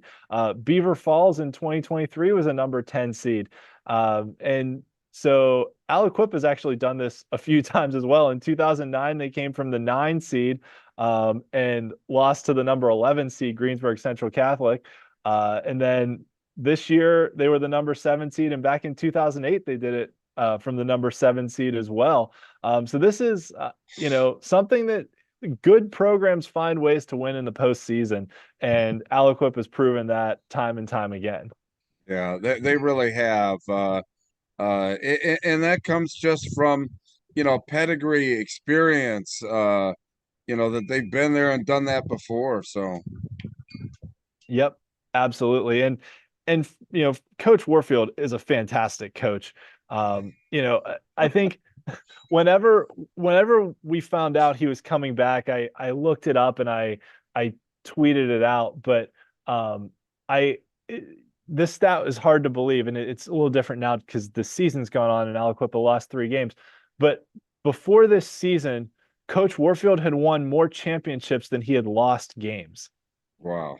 So, Oh my goodness, that is a heck of a stat. yeah. More championships than lost games. Oh my gosh. Yeah. So, if you go back, right, you go back and count, he became their coach in 2018. So he had 4 WPIAL titles and 3 state titles. So that's 7 total championships. And I think from 2018 to 2023, they lost 6 games total. Oh my god. So combining WPIAL and state titles, right? He had won 7, 4 WPIAL, 3 state. And they had lost 6 games total in that time span. So Gosh. yeah. Yeah, that's another one of those fun That's stats another you get one. from the That's one WPIAL of another Blitz. Ian special. Yep. So on to 3A, where Amani Christian just absolutely dominated Central Valley, especially on the ground. When we had talked to James Dotson from the Lawrence County Sports Network earlier, he mentioned Amani having over 150 penalty yards, but that really didn't matter when David Davis ran for almost 250 and Gabe Jenkins ran for almost 150, and Amani returned 2 fumbles for touchdowns as well. So that is, I think, something to keep an eye on, though, because Avonworth plays a lot like some of those Wyomissing teams that we've seen over the years, that they just play mistake-free football, and you just have to go out and execute better than them, and no one's been able to do it this year. And this 44-24 score is even closer than the game was. North Catholic scored 2 touchdowns against Avonworth's second team defense in the 4th quarter. So Avonworth, really broke it open in the second quarter. They were up 14-10 after the first quarter, and then put up 24 unanswered points in the second quarter to just blow it away. Dimitri Velsaris, 3 rushing touchdowns. Luca Neal had 2 touchdowns. Jaden Jones, wide receiver for Avonworth, he only had 3 catches, but 133 yards and a touchdown. He started to get some Division I attention. He's had some visits to, I think, Florida State and Ohio State and some other places. So he's only a junior, but a name to keep an eye on. And I didn't even mention Carson Bellinger, their quarterback, who's having a great season as well. So this is going to be a great matchup. And Avonworth and Amani met last year in the semifinals. Amani was the number 1 seed. Avonworth was the number 5 seed. And Avonworth was able to slow down Amani's offense. And I think I think the final was like 18-14 or something like that. It was a close, low scoring game. Might have been 18-12 or something, but it was a very close, low scoring game between the two of them. And at the end of the day, Avonworth went on to win the state title, went on to win, or not state title, sorry, went on to win the WPIAL title, go to the state championship game where they lost in overtime. But these are 2 just powerhouse teams right now in 3A. Amani's just loaded with talent and athleticism all over the field. Gabe Jenkins is a 4-star recruit. David Davis is a 4-star recruit at defensive back. They've got 2 excellent defensive ends in DeJuan Craighead and Will Gorman, who are just game wreckers this season. How much of it is Amani trying to win their first title in school history versus Avonworth being the defending champions? I think this, to me, is the most fascinating game because this can go a number of different directions, right? Amani could just win it with their athleticism. Avonworth could just grind things to a halt in the trenches and slow things down. And let's not forget, I mean, this Avonworth team is battle tested. They beat Aliquippa, they beat Thomas Jefferson. So, Avonworth having a victory over the 4A, actually the last 2 4A champions, this year's champion in Aliquippa and last year's champion in Thomas Jefferson.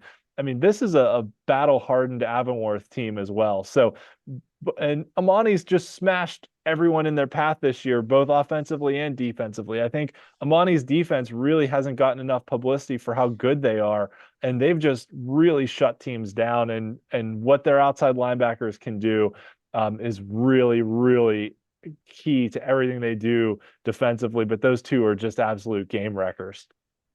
These are the best 2 teams in the state in my mind, and unfortunately, rather than to play for, only one's going to come out of the WPIAL, just late as you touched on, laden with talent, and that one thing I want to interject here.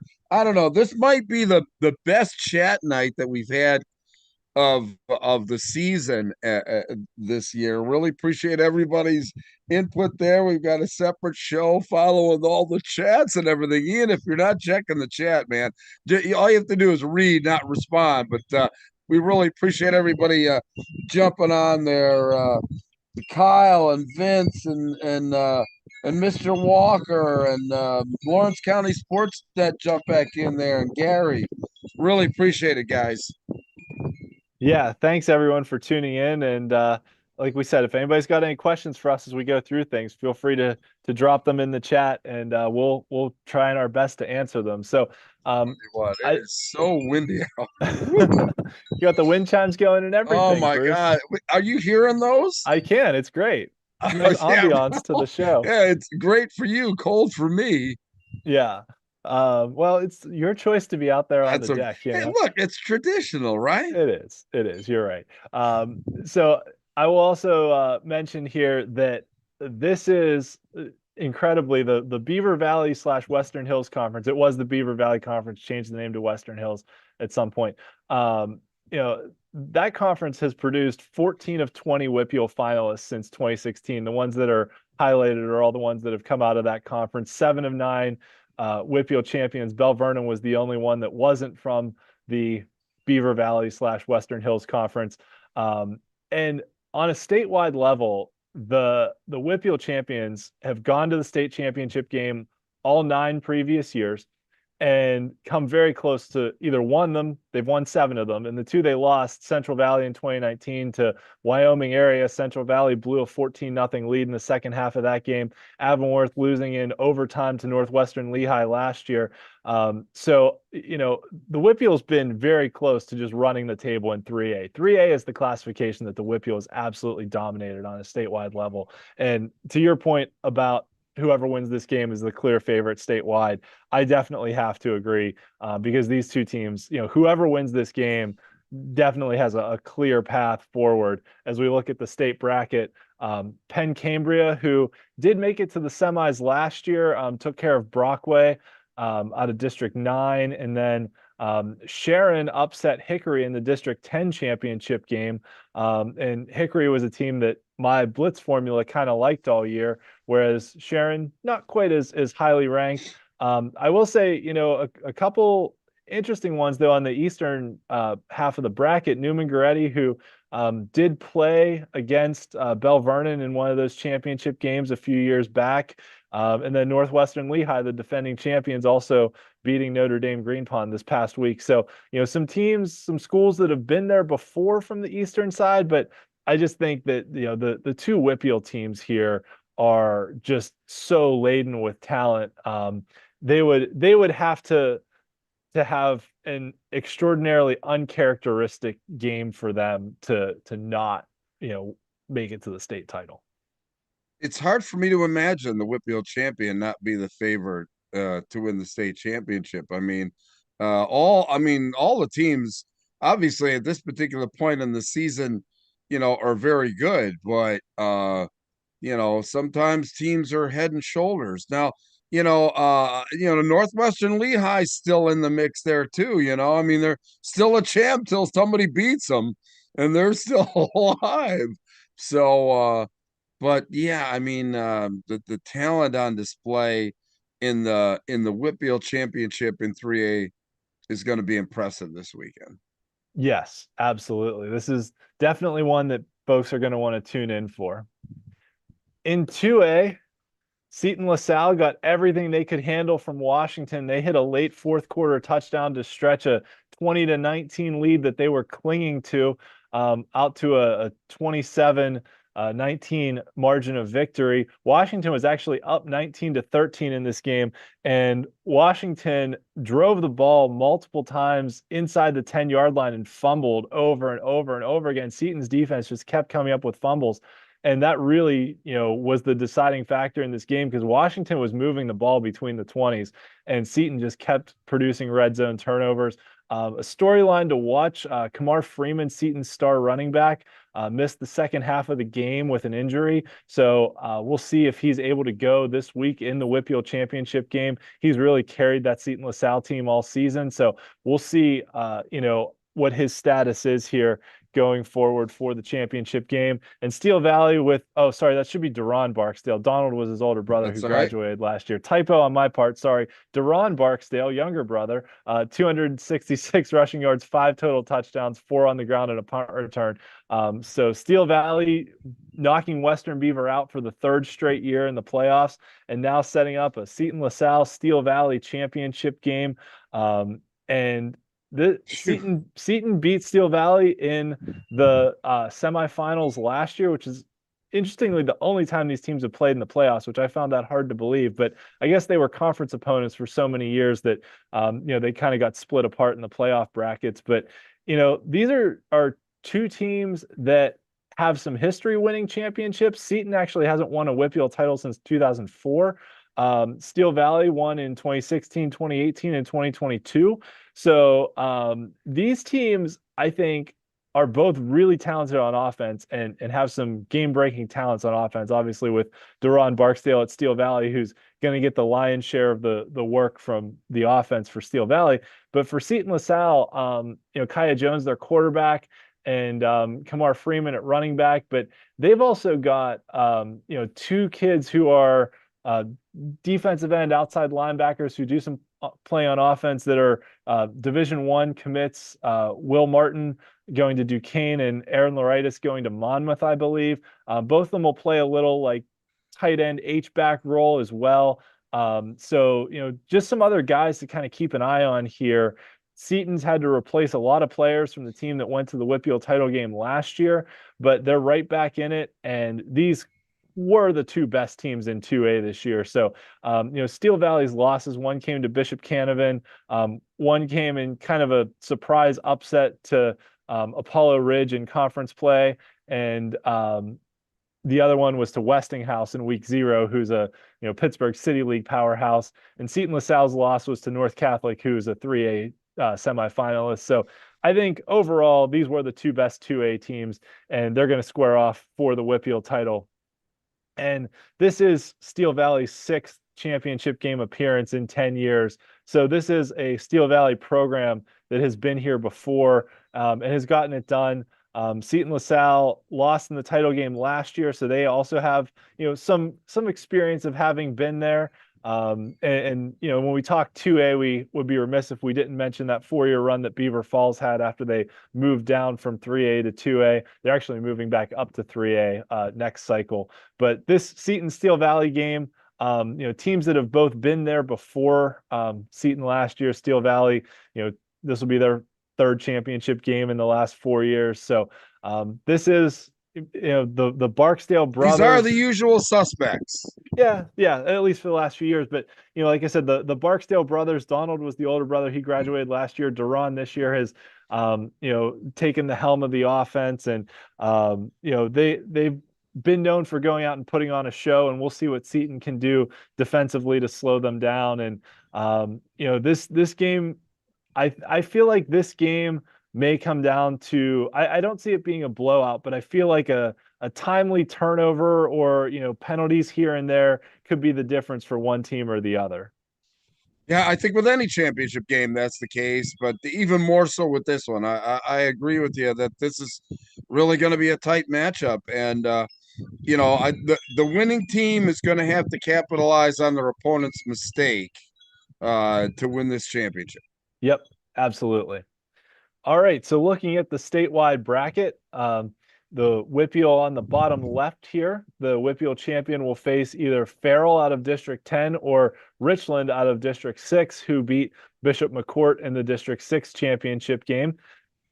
On the other half of the bracket, Southern Columbia knocked off Troy once again. Had that 1-year blip last year where Troy beat Southern Columbia, went on to win the state title. But Southern Columbia, the usual suspects are back again. Steelton High Spire out of District 3 as well. That's, I think, kind of an interesting quarterfinal game over there on the eastern half of the bracket. I would probably like whoever wins that game to go to the title game. It's the most interesting matchup this weekend, I think, in the state tournament, other than maybe like the 5A championship in the WPIAL. I think this Steelton, it's so compelling. I mean, you have multiple state championship winners.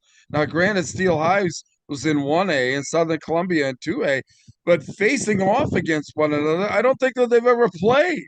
And so that's why I think this is the most compelling matchup in the state tournament this upcoming weekend, Steel High and Southern Columbia. I will do some research on that and let you know. This probably won't surprise you or anyone who listens to the show, but I have a spreadsheet that you do. I do, yes. Have they ever played? I will look while we talk, but I don't think they have.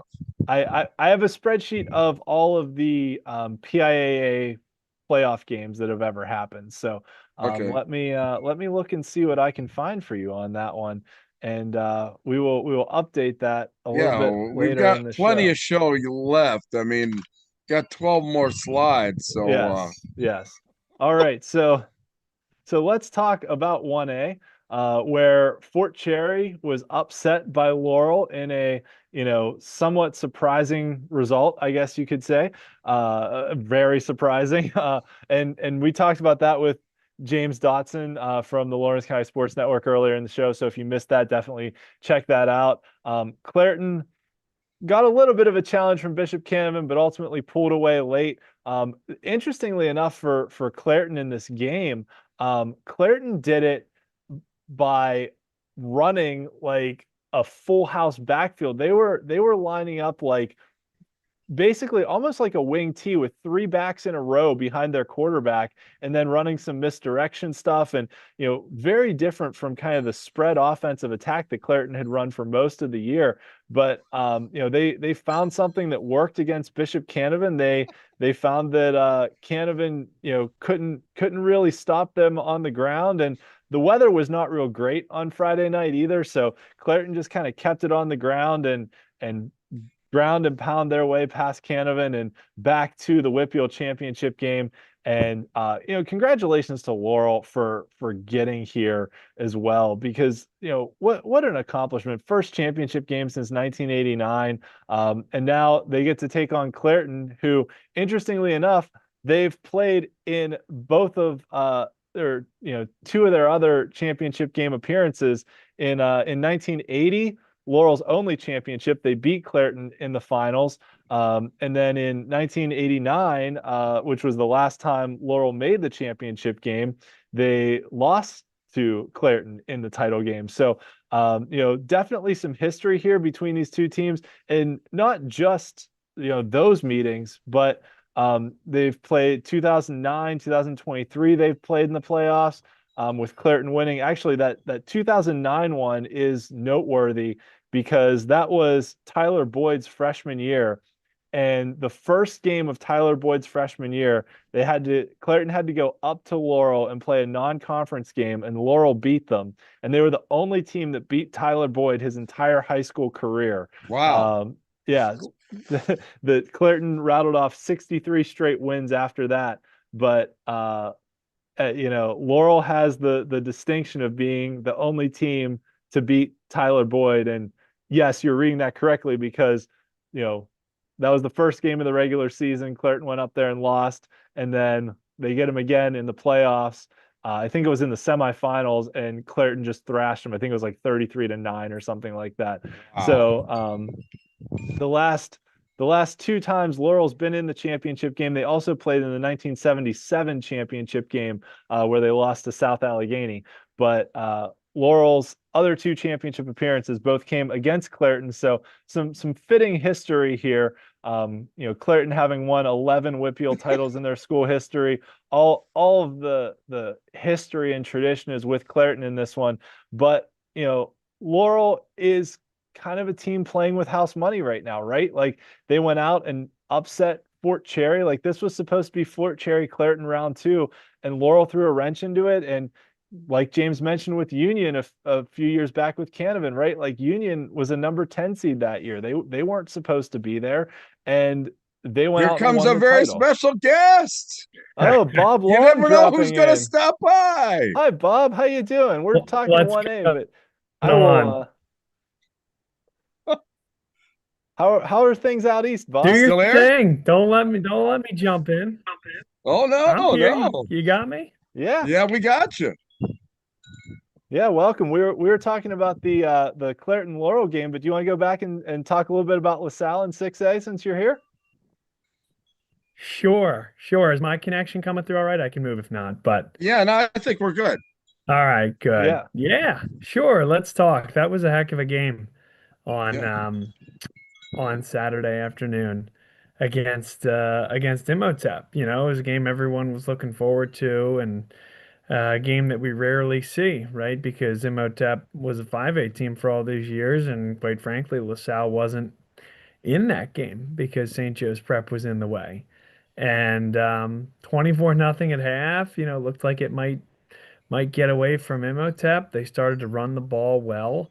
They took two very, very methodical drives down the field, made 2-point conversions on both of them, and all of a sudden it's a 24-16 game, and LaSalle needs to drive the ball down the field, which they did, made a couple of big plays.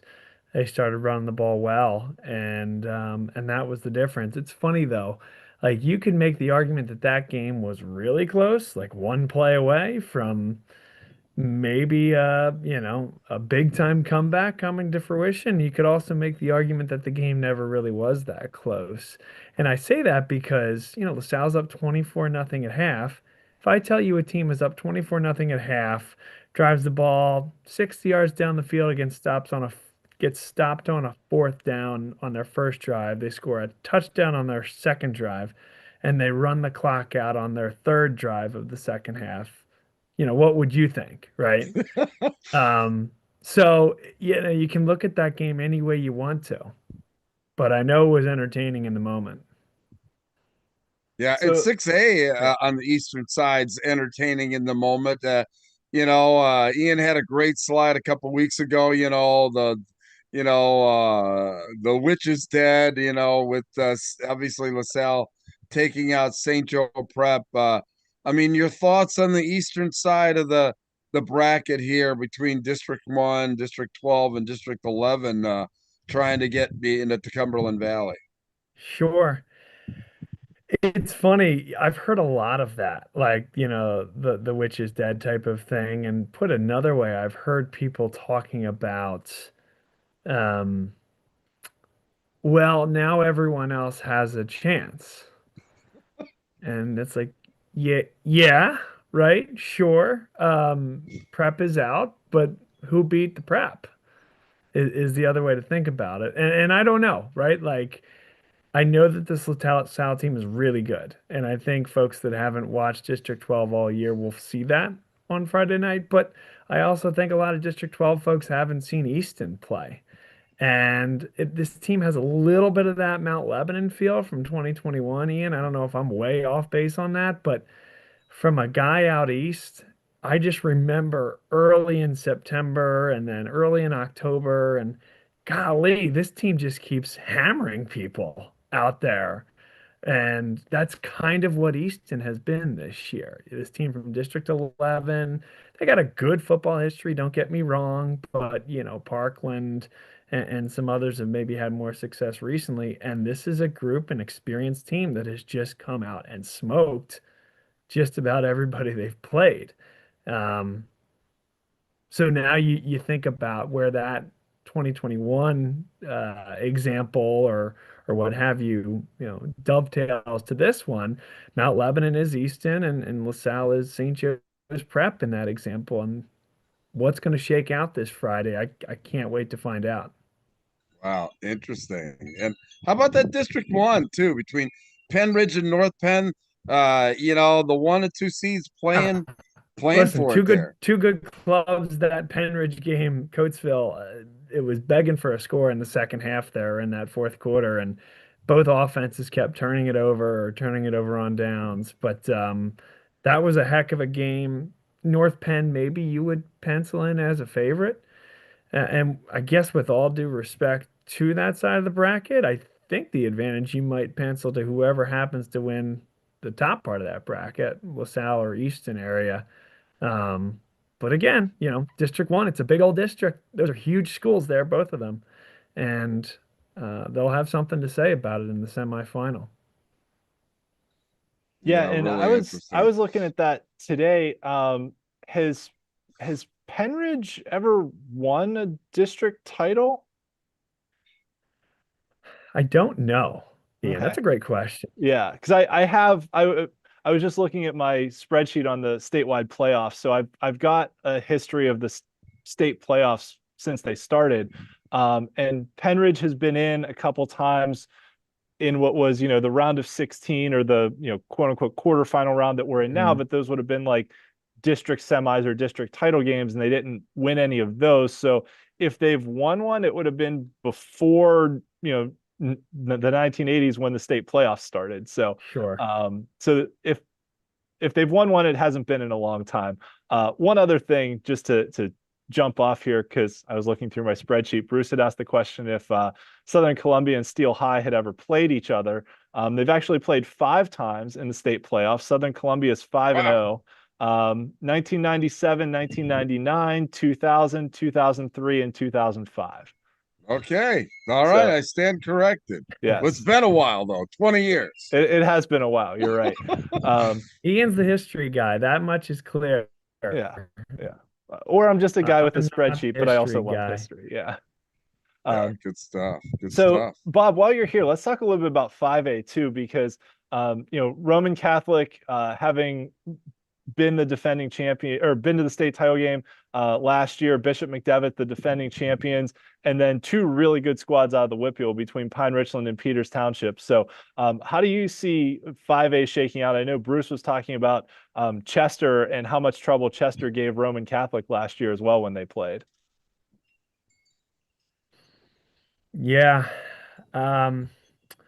We'll see. This Roman team is ridiculously good. In my mind, they are far better than they were last year. Wow. Yeah, like I'll give you an example. And I know maybe St. Joe's Prep wasn't quite as good as they were last year, but that game was over in the second quarter when Roman played St. Joe's Prep last year. This year, in many ways, Roman should have won that game.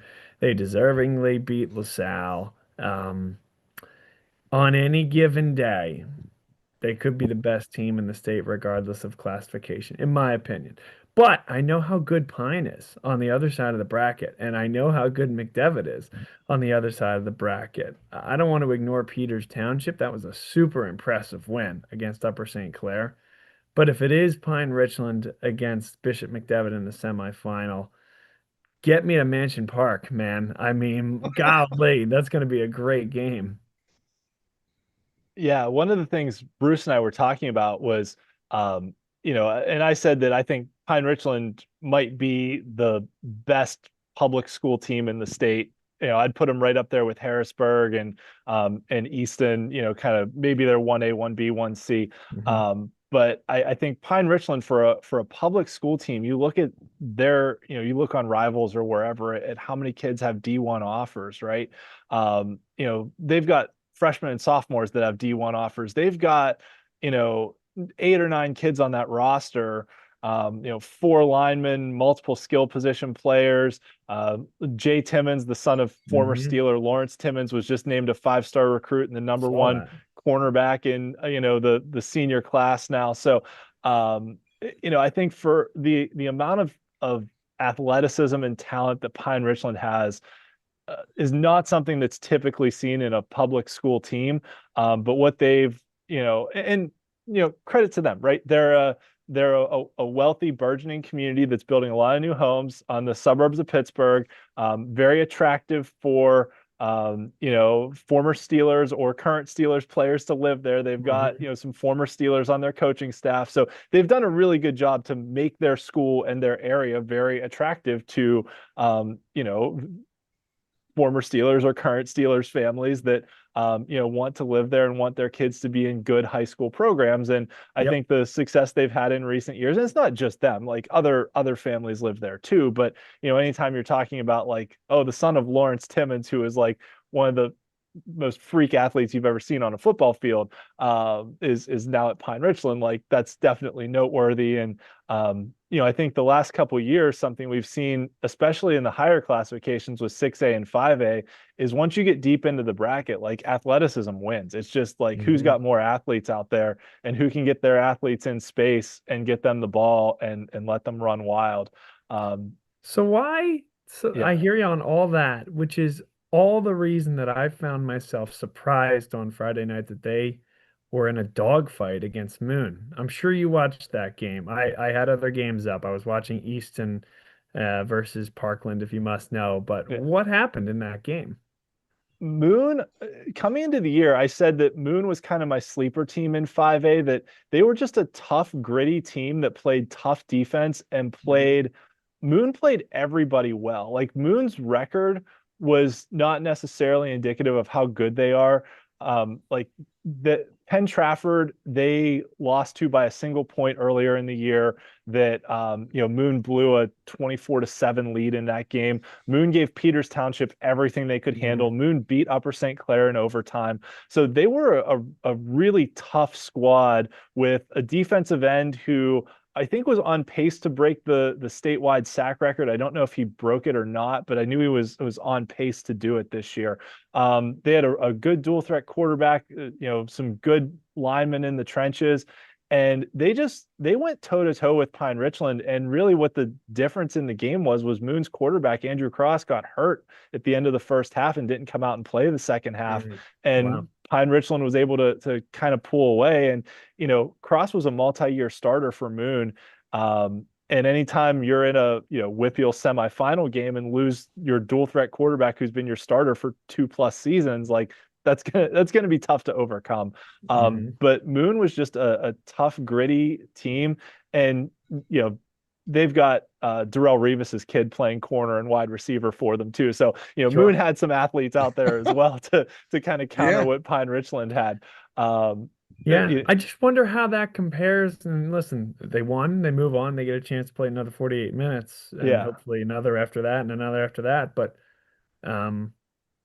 how do those athletes on Moon compare to like what Roman Catholic puts on the table? Or Bruce, I'll ask you, Bishop McDevitt. I mean, how does that game shake out if we're fortunate enough to get it? Yeah, night and day, I think. I mean, McDevitt has improved so much over the course of the season. I think of all of the teams in the final 8, I think that they've really improved. And they had obviously, Bob, they had a fantastic core group returning. But still in all, they've had to break in a new quarterback, and I think that they've done that successfully. And now McDevitt's athletes, but Roman, just as you touched on, you look at the highlights, and it just looks like they're toying with their opponents at sometimes. The one thing I'll say about Pine Richland is the one game they lost to Central Catholic. It was a 21-20 game at halftime, and Central actually scored on like the last play before halftime to take the lead. And it set up to be like, oh, this is going to be a great second half. And then Central's defensive line just took over the game, and Pine Richland, they fumbled a couple snaps, but they just couldn't block Central's defensive front. And Bob, you saw Central's defensive front when they played LaSalle. And in my mind, it's the best defense in the state. I don't know if I'm just crazy there or maybe don't quite know what else is out there, but all I can tell you is I saw LaSalle play Malvern Prep, St. Joe's Prep, Roman Catholic, Central Catholic. I mean, some really good schools. Central Catholic is the best defense that I saw play LaSalle all year. Yeah. And the concern, if you're a LaSalle fan or a District 12 fan or, Philly fan over Pittsburgh high school football, whatever, is that the sophomore quarterback who was taking his first varsity snaps is a heck of a lot closer to a junior than he was when he was just, when he started the season. And I'm certain that he's gotten a lot better. You could tell me how much better he's gotten. We left that game thinking, if we're fortunate enough to see this matchup again, that quarterback's going to be a heck of a lot better. I know how good that defense is, and this is a different ball game. Yeah. Yeah, Owen Herrick has definitely grown as the season's gone on. I was telling Bruce, though, interestingly enough, that the last couple weeks he really hasn't had to throw the ball that much because Central's running game has been so good. Roman Thompson, who I kind of showed a little bit of a spark late in that LaSalle game, but they really started going to him more and more and more throughout the year. He's one of the top wrestlers in the state. He's their top inside linebacker as well. But he just kind of turned into their go-to back. And he's been great, and they've found some other guys.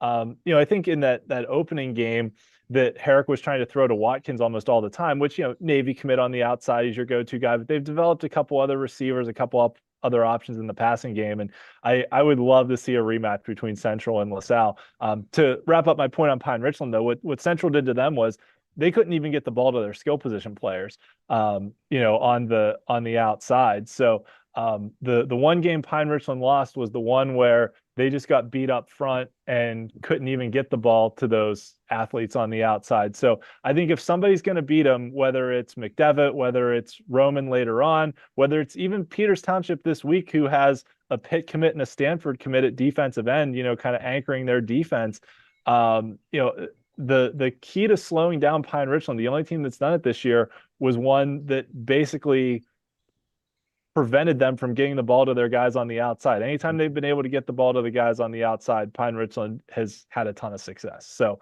I think for anyone moving forward, that's probably the key, but it's a lot easier said than done, right? I can sit here in my living room and say, oh yeah, you got to have an awesome defensive front. But like you said, Central might have the best defensive front in the state. So Yeah. Yeah. I mean that again, we're too early for it and we're not giving enough respect to the other teams in their way. But if it is Rome and Pine Richland, right? I mean, we can write our game preview right now. It's incredible defensive front. Karan Russell's a freshman linebacker that just got an Ohio State offer today. Um, Ian Stead's going to play his football at Temple, great defensive back. Justice Gaskin, terrific defensive back, playing at Stony Brook next year. Like that's a team that made it difficult on St. Joe's Prep to throw the football because of that secondary, but also their ability to get pressure. So that will be strength on strength based upon what you're telling me there. that would be an Yeah, awesome matchup. I really hope we get it.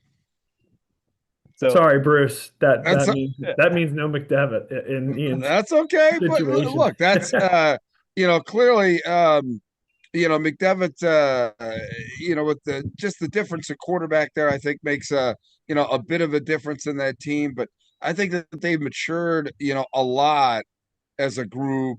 They're really tough on defense. They've got good athletes, really at every position there. Um, but yeah, I mean, that's another, like I said, another Mansion Park game between if Pine Richland gets through and if McDevitt gets through, that they'll go at it at Mansion Park on that Friday night. yeah. Bob, anything you can tell us about Cardinal O'Hara in 4A? Sure. Amaj Gowans, great running back.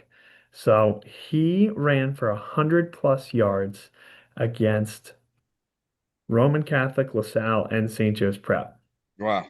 So they're a program that came up to the red division of the PCL. So the PCL has blue division and red, and it's funky. It's the only league in the state where you have like four 4A teams, right? It's Bonner, it's O'Hara, it's Ryan, and it's Wood. But two of those four teams are in one division, and two of those four teams are in the other division, so they don't even play each other in the regular season necessarily. And then they meet up in effectively like classification games, sort of like prior to the district tournament. So it's always really funky. But O'Hara used to be playing in blue, and then Bonner and O'Hara got moved up to 4A and just entered, kind of the Yeah, slaughterhouse, for that's lack of a better word, and both those teams have handled it as well as you possibly can. I know they don't love it, but they've handled it well. Bonner goes and wins a state title last year, and I probably don't know quite enough about the rest of 4A, other than I hear North Pocono is very, very good.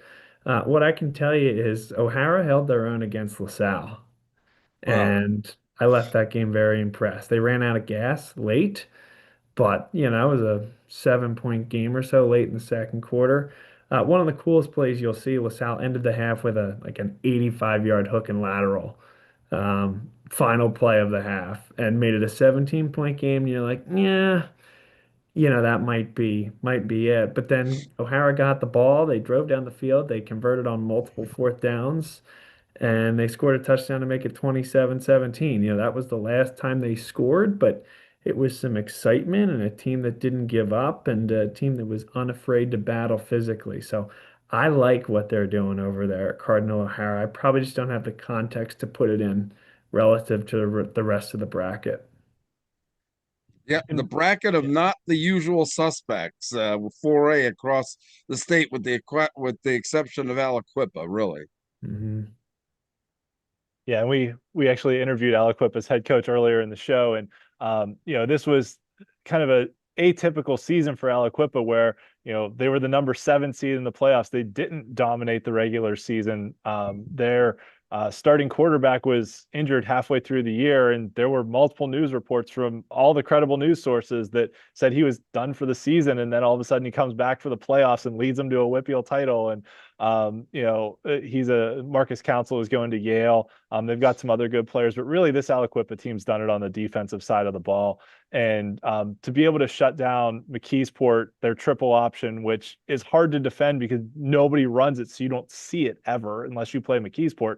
To be able to shut that down, especially with McKeesport having Kimon Spell, the number one junior running back in the state, for Aliquippa to do what they did and pull off winning another championship in kind of an atypical fashion, right? Usually we see Aliquippa just at the top of the bracket dominating everyone, and this team didn't get there that way, but they still got there.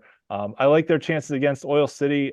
Bruce, I know, has been hyping up Twin Valley a lot out of District 3 this year, so we'll see how the western half of the bracket plays out. But I think 4A is the one where you start to get into like the true kind of statewide distribution, right? Because you've got District 2, District 11, District 4, District 10, District 7, District 3, District 12, kind of all across the state represented here in the quarterfinals. Yeah, absolutely. That's good stuff. Yeah, absolutely. All right, Ian. Okay, do you want me to just go back to where we were in 1A? Yeah, let's go back to where we were, and then. All right. Yes, we were wrapping up talking about the Clairton Laurel matchup. And this really is a defensive showdown. I have an asterisk here on Clairton's stats because Max Preps only had their stats up through round 1 of the playoffs. So there's 2 games missing for some of these stats. But just looking at what these two teams have been able to do on the defensive side of the ball, Clairton gave up 19 points to Amani Christian, who, as we know, is in the 3A WPIAL championship game in week 0, and then shut out their next 9 opponents. Gave up some points to Jeanette. They were in a battle against Jeanette in the playoffs, but that was a rematch of a conference game they'd played earlier in the year. And anytime you get a rematch, especially in the playoffs, it's always a tough game. Gave up some points to Canavan last week. So when you put 9 shutouts in a row on the board, like that's just, one of the best defensive seasons in WPIAL history that you'll ever see. Laurel's had 5 shutouts this year. Both teams holding their opponents to under 10 points per game. Both of them producing a ton of turnovers, a ton of negative plays. Like I said, these turnover and negative play numbers, I'm missing 2 games for Clairton, so I'm sure there's a lot more. But trying to give shout outs to some of the guys who, it's hard to find defensive stats, and thanks to both of these teams for actually putting them on Max Preps, because a lot of teams don't put their stats there, and especially don't put their defensive stats there. So it's good to be able to recognize some of these guys who are having really good seasons. But talking to James from the Lawrence County Sports Network, if Laurel's able to control things in the trenches and slow down Clairton's offensive attack, this one could be another grinded out affair. If Clairton can spread them out and get their skill position players in space, like Brandon Murphy's been outstanding for Clairton on both sides of the ball. This kid's definitely a name to remember in coming years too. I'm pretty sure he's only a sophomore. But this Clairton team lost by like just a point to late touchdown to Fort Cherry last year in the WPIAL championship game. And everything's been pointing to them getting back here. And, for as much history as Clairton has, they haven't won a WPIAL title since 2019. And Laurel's in their first championship game since 1989. So you never know what's going to happen here in this one. And then looking forward at the state bracket, James from the Lawrence County Sports Network mentioned that Wilmington was upset by Greenville in the District 10 championship. So the WPIAL winner at the top left will play the winner of Greenville and Port Allegheny, who dominated Fort Cherry last year in the semifinals and went to the state title game where they lost to Bishop Guilfoyle. That Guilfoyle Westinghouse game is an interesting one because it's the quote unquote eastern half of the bracket, but Westinghouse is a Pittsburgh City League school and Guilfoyle's from Altoona. So, 1A is a little more stretching the definition of what is east and west, kind of like 6A puts, District 3 on the western half. But that's an interesting one too, because Westinghouse has been a pretty good team over the last few years, but Guilfoyle's once again just loaded. They're the defending state champs. And then Belmont Charter, who my computer formula has loved all year, beat York Catholic and is in a game against Lackawanna Trail for a shot at the semifinals, probably to play Guilfoyle and see who gets to the championship game. The Belmont Chargers from District 12, right? Bob? Yes, they are. But I got nothing for you, Nothing. Bruce. That's okay. You Well, you guys you, you guys we've are they've been kind of that incredible. mystery team all year. They just keep winning. Yeah. That's right. You guys are incredible to be able to have this much information on 6 classifications statewide. I don't know how you do it.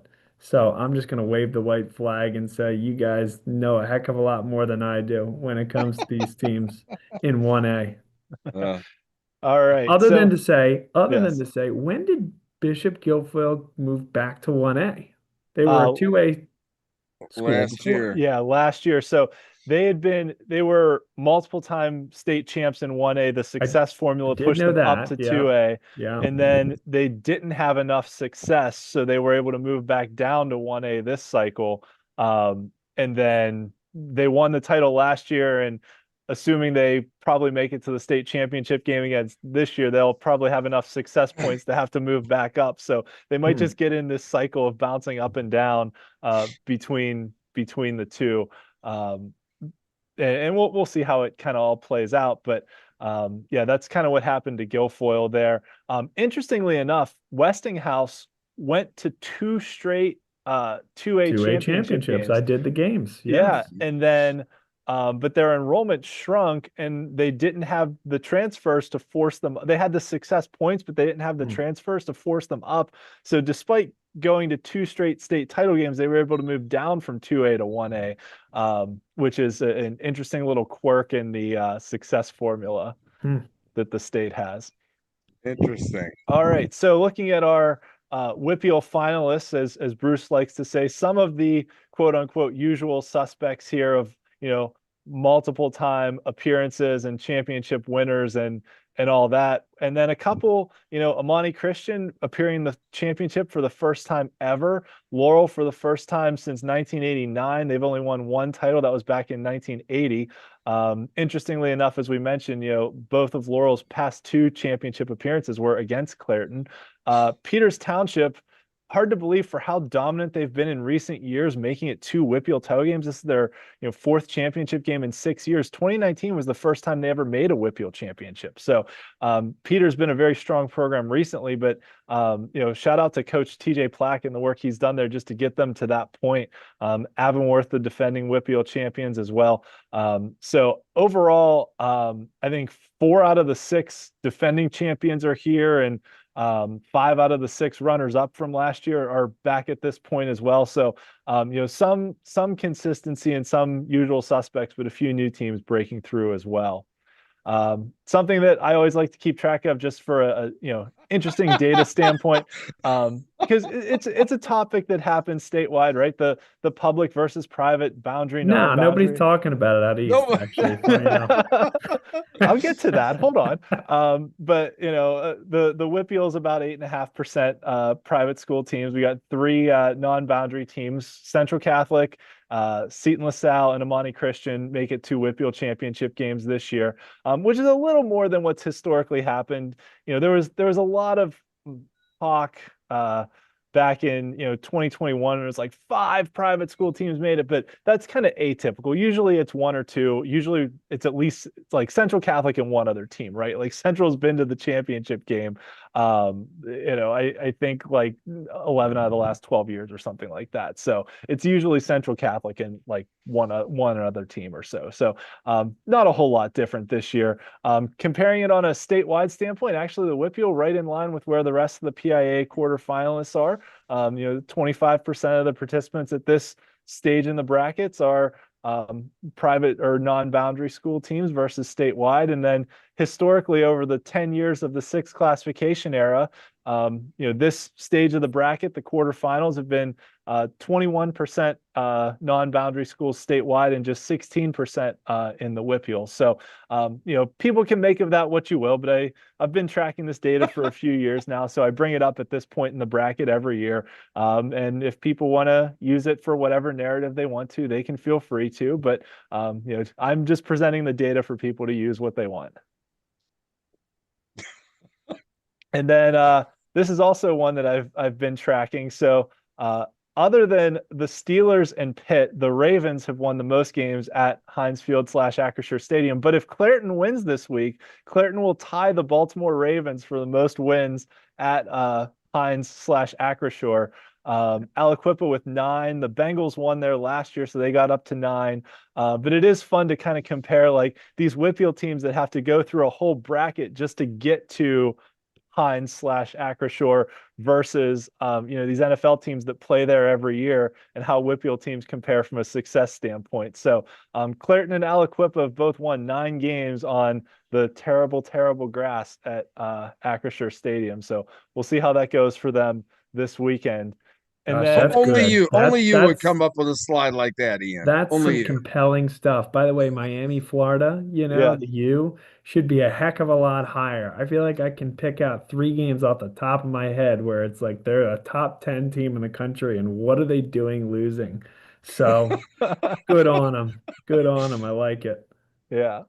All right. So another big topic coming up here is WPIAL realignment and statewide realignment, because we got the breakdown of the classifications came out on Friday last week, which I was like, I've got game previews I'm finishing up here.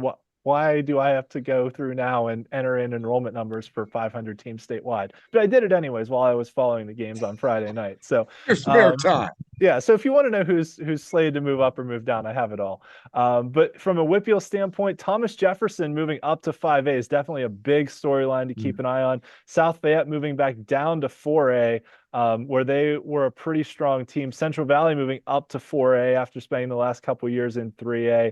3A is going to be huge next year. Like, just looking at all these teams moving up, moving down, there's hardly going to be any teams in 2A next year. Like 2A and 4A are going to be real thin. I think like 17 or 18 teams maybe in 2A and 4A in the WPIAL, whereas 3A might have like 27 or 28 teams. So 3A is going to be just a minefield. Bell Vernon moving back down to 3A. It's going to be an absolute minefield to get through. And then some other ones to kind of keep an eye on. Central Catholic technically had a 5A enrollment, voluntarily played up in 6A. If they get enough success points, they'll probably get, quote unquote, forced to play 6A, but they may just voluntarily decide to stay there as well. Amani Christian voluntarily played up from 1A to 3A.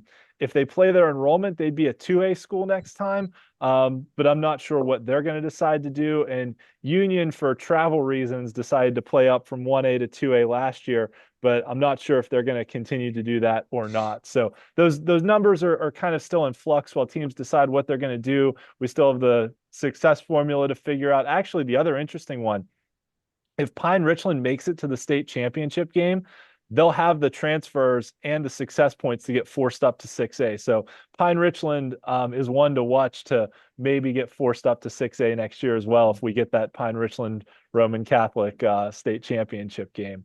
That may be the biggest news in this realignment is forcing Pine Richland up to 6A. I think across the state. Bob, what do you think? I think so. Yeah. I mean, that would be great. That would basically put a third actor into that every year North Allegheny Central Catholic WPIAL title game. Yeah. So I think that's huge. They were. I remember when Pine Richland beat St. Joe Prep in the state championship. Snowy game, right? Yeah, Phil it was a Dracovic. snowy game, and Yep. Yeah, that was the Phil Dracovic year. Yeah, so that's just something, we'll keep an eye on as well. There's some other interesting ones statewide that, we can also talk about, but just before I click off the slides here, plug for my Steel City Blitz podcast. If you've enjoyed listening to me talk about high school football and want to hear me talk about something else and use a lot of 4-letter words to do it, you can tune into the Steel City Blitz podcast on Thursday nights. Check it out on YouTube. We've got a live chat and everything else. Usually we have a few adult beverages as well. So join us, have a good time. But thanks everyone for tuning in. We'll keep talking here. I just want to get in my last couple of things here before we go back to everything. So check out steelcityblitz.com. I'll have game previews for all the WPIAL championship games, but Bob, it's great to have you here too. So What have you seen kind of out east, District 12, the other districts or some of the big storylines? Obviously, LaSalle knocking off St. Joe's, but what else is happening out there kind of as we head into the state quarterfinals? Yeah, so like 6A, I mean, I think it's cool to see North Penn back. They kind of struggled for them in recent years. I think the real question is District 1 going to be competitive in the state Yeah. semifinal? It really hasn't been in recent years. Some folks would tell you that's because it's been St. Joe's Prep, but District 11's been more competitive. District 7 has been more competitive in the state final against St. Joe's Prep. So, like, I don't think you can blame that all on St. Joe's Prep. If North Penn is the team, can they put up, a better fight in the state semifinal? That'll be an interesting storyline. Again, I know I mentioned it. Easton, it kind of reminds me of that Mount Lebanon team where they just pounded everybody with an experienced group. And yes, everyone thinks it's wide open now because prep is out. A- And maybe they're right, but I'll tell you something else. Maybe they're wrong. Maybe the team that beat St. Joe's Prep is pretty darn good. And I think we'll find out on Friday. I don't know the answer. I don't have the answer, but I think that Friday will go a long way in deciding that. Yeah, that's why we all play the games. Yeah. And I tell And you what, it's Bob, it's great to have you back on the program. Yeah, yeah, and it's kind of like Troy knocking off Southern Columbia last year, right? Like everyone's like, "Oh, Southern Columbia went down," and then Hmm. Troy just ran the table and went the rest of the way and won the title. Yeah, that's right. It's a great example. It's exactly what this is. So we'll be doing the game. I'm excited, very excited to go up and see that BASD stadium where they played the District 11 title last year. Apparently, it's a great place to do a game and watch a game. And, you know, it's unique. A lot of these Catholic schools don't get to play many, um, not many, but not as many Friday games as some of the Mhm. larger public schools. And so, there are folks saying, it's basically a home game for Easton. Well, it is. I mean, that's exactly what it is. It's 10 minutes from their campus and it's an hour from LaSalle. But like maybe that's okay. Maybe that's a better experience than going to Northeast High School on at 3 o'clock on a Saturday afternoon, right? No, District 12 site. So, and that's Yeah. no disrespect to anybody or anything. It's just, they played at Villanova at 1 o'clock. They played on Saturday at 3 o'clock this past weekend at Northeast High School. Chance to get back under Friday Night Lights. I don't really care where the game is. I don't think the LaSalle fans or students or coaches should care where the game is. It's a great opportunity in a big time high school environment. And that's what these coaches do it for, to give the kids the opportunity to succeed. And a big part of that is getting these types of opportunities that you won't get back. And that's what this is Friday for both of these teams. It's going to be a huge crowd, a big game, the biggest game a lot of them have ever played. And in my mind, if it's not the game of the week, it's one of the games of the weekend for sure. Yeah, absolutely. And you never know who's going to stop by the WPIAL Blitz Show podcast. It's been fun, guys. Yeah, Yeah, it's hard for me to do it. And when I saw you guys were churning along at 11 o'clock, I figured I'd jump in for a couple minutes. really Well, appreciate you stopping by, Bob. It was great to have you. yeah, Yeah, yeah. I'll make sure that you get the link every week, and especially down the stretch here. I mean, next week really, we've got state semifinals and everything. So hopefully you can make it again next week to talk some PIAA football. It's a much better program when we got Bob Long on talking sports. well, I appreciate it. You guys are the best. Keep doing what you're doing, and I'll do what I can next week for sure. Yeah. All Bob, right. plug your Twitter and YouTube because for the Central Catholic fans that have stayed with us for 2 hours here on the show, if they want to go check out what LaSalle's doing in kind of preparation for what they may see in the state championship game. You do a great job with all the LaSalle broadcasts. I know I was following along with the LaSalle St. Joe's prep game a few weeks ago to Yeah. get the updates. So yeah, go plug your stuff. Sure, sure. So for Pittsburgh Central Catholic fans that would like to go back and watch all the LaSalle football games, you guys can do that on December 8th when all the games are put back on YouTube. What, wasn't my call, but I totally get it. Now, listen, we broadcast every LaSalle football game. We put highlights out there. We have a weekly talk show with the head coach. That's not going to go down. That's going to stay up, obviously. Um, but we have a great time with it, man. I have a 2012 first team All Catholic defensive end from LaSalle that helps us out and has done color commentary for going on a decade now. He breaks down the game great, makes my job easy. We have a couple of students that are learning about broadcasting, so we have them on our broadcasts and as well. So we try to bring you the game. We call it down the middle, regardless of who LaSalle is playing, because 95% of the time we're the only broadcast out there. We understand that, we respect that, and we want to bring the positive showcase to the both sets of teams and players, because that's what it's all about. So we've been doing it for a decade and a half now. It's been great, and we're going to keep doing it as long as we possibly can. We are switching over to NFHS this weekend, though, and if we're fortunate to get the semifinal, if LaSalle were to make it, frankly, even if not, if we're lucky enough to get that District 11 or 12 versus District 1 semi, we hope to do that as well. And then if it happens to be LaSalle in the state final, we'll be there doing radio. So that's our next 3 weeks mapped out. And I am sorry to say, Ian and Central fans, there's not a lot of scouting to do on our YouTube page right now, but you can go back and check it all out when the season's over. All right, all right. See, I didn't even know that you got the plug pulled on that. But there's a lot of coaches that, quite honestly, that they don't really like that. They like to have selective Yeah, scouting. I'll say this, they're really good about it. They know what it means to this community. It was a yesterday thing. It was, all right, now that Yeah. we're out of the district, let's Take pull it it down. back a little bit. Interesting. All right, Bob. I tell you what. Thanks for joining us, and hopefully you can make it next week. Yeah, thanks, guys. All right, we'll see Appreciate you everything later, you man. do. All right. Phew. All right. That was We great. are Special over guest Bob two Long. Look at hours. that. Yeah. All right. Yeah, you're out on the deck. You're probably freezing, but this was a great show. I mean, Coach Warfield, awesome as always.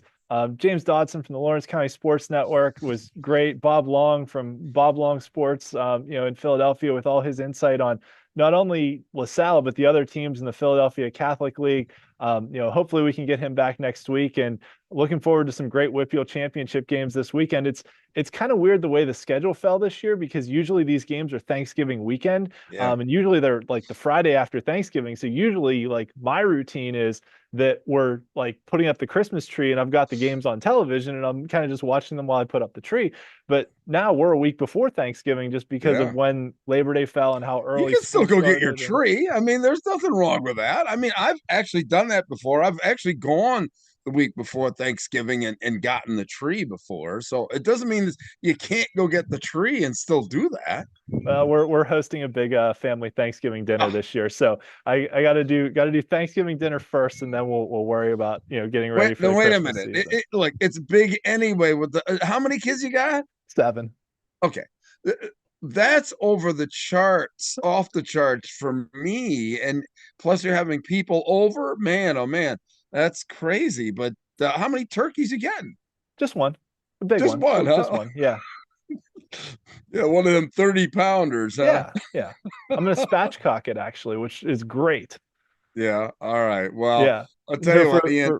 yeah, Go ahead. turkey advice for those of you out there: spatchcocking a turkey is fantastic. Yeah. So, or any Well, you're birds, gonna because have to have a slide on that in next week's show then about what that actually means. you cut it down the spine and you butterfly it out and you lay it like rib cage down on a Uh-huh. pan in the oven, and then you just bake it at a high temperature, and it bakes in like 2 hours. It bakes like super fast, and it's real crispy on the outside because you got a lot of surface area, Uh-huh. but it stays juicy on the inside. So it's really good. and it All cooks right. a Well, lot faster than like trying to cook it in a roasting pan or something. yeah, I'm gonna have to look that up. Yeah. Absolutely have to look that up. Well, I'll tell you what. Not only are we home for cooking turkeys, but this is the home for the WPIAL championships and the PIAA championships. The WPIAL Blitz Show.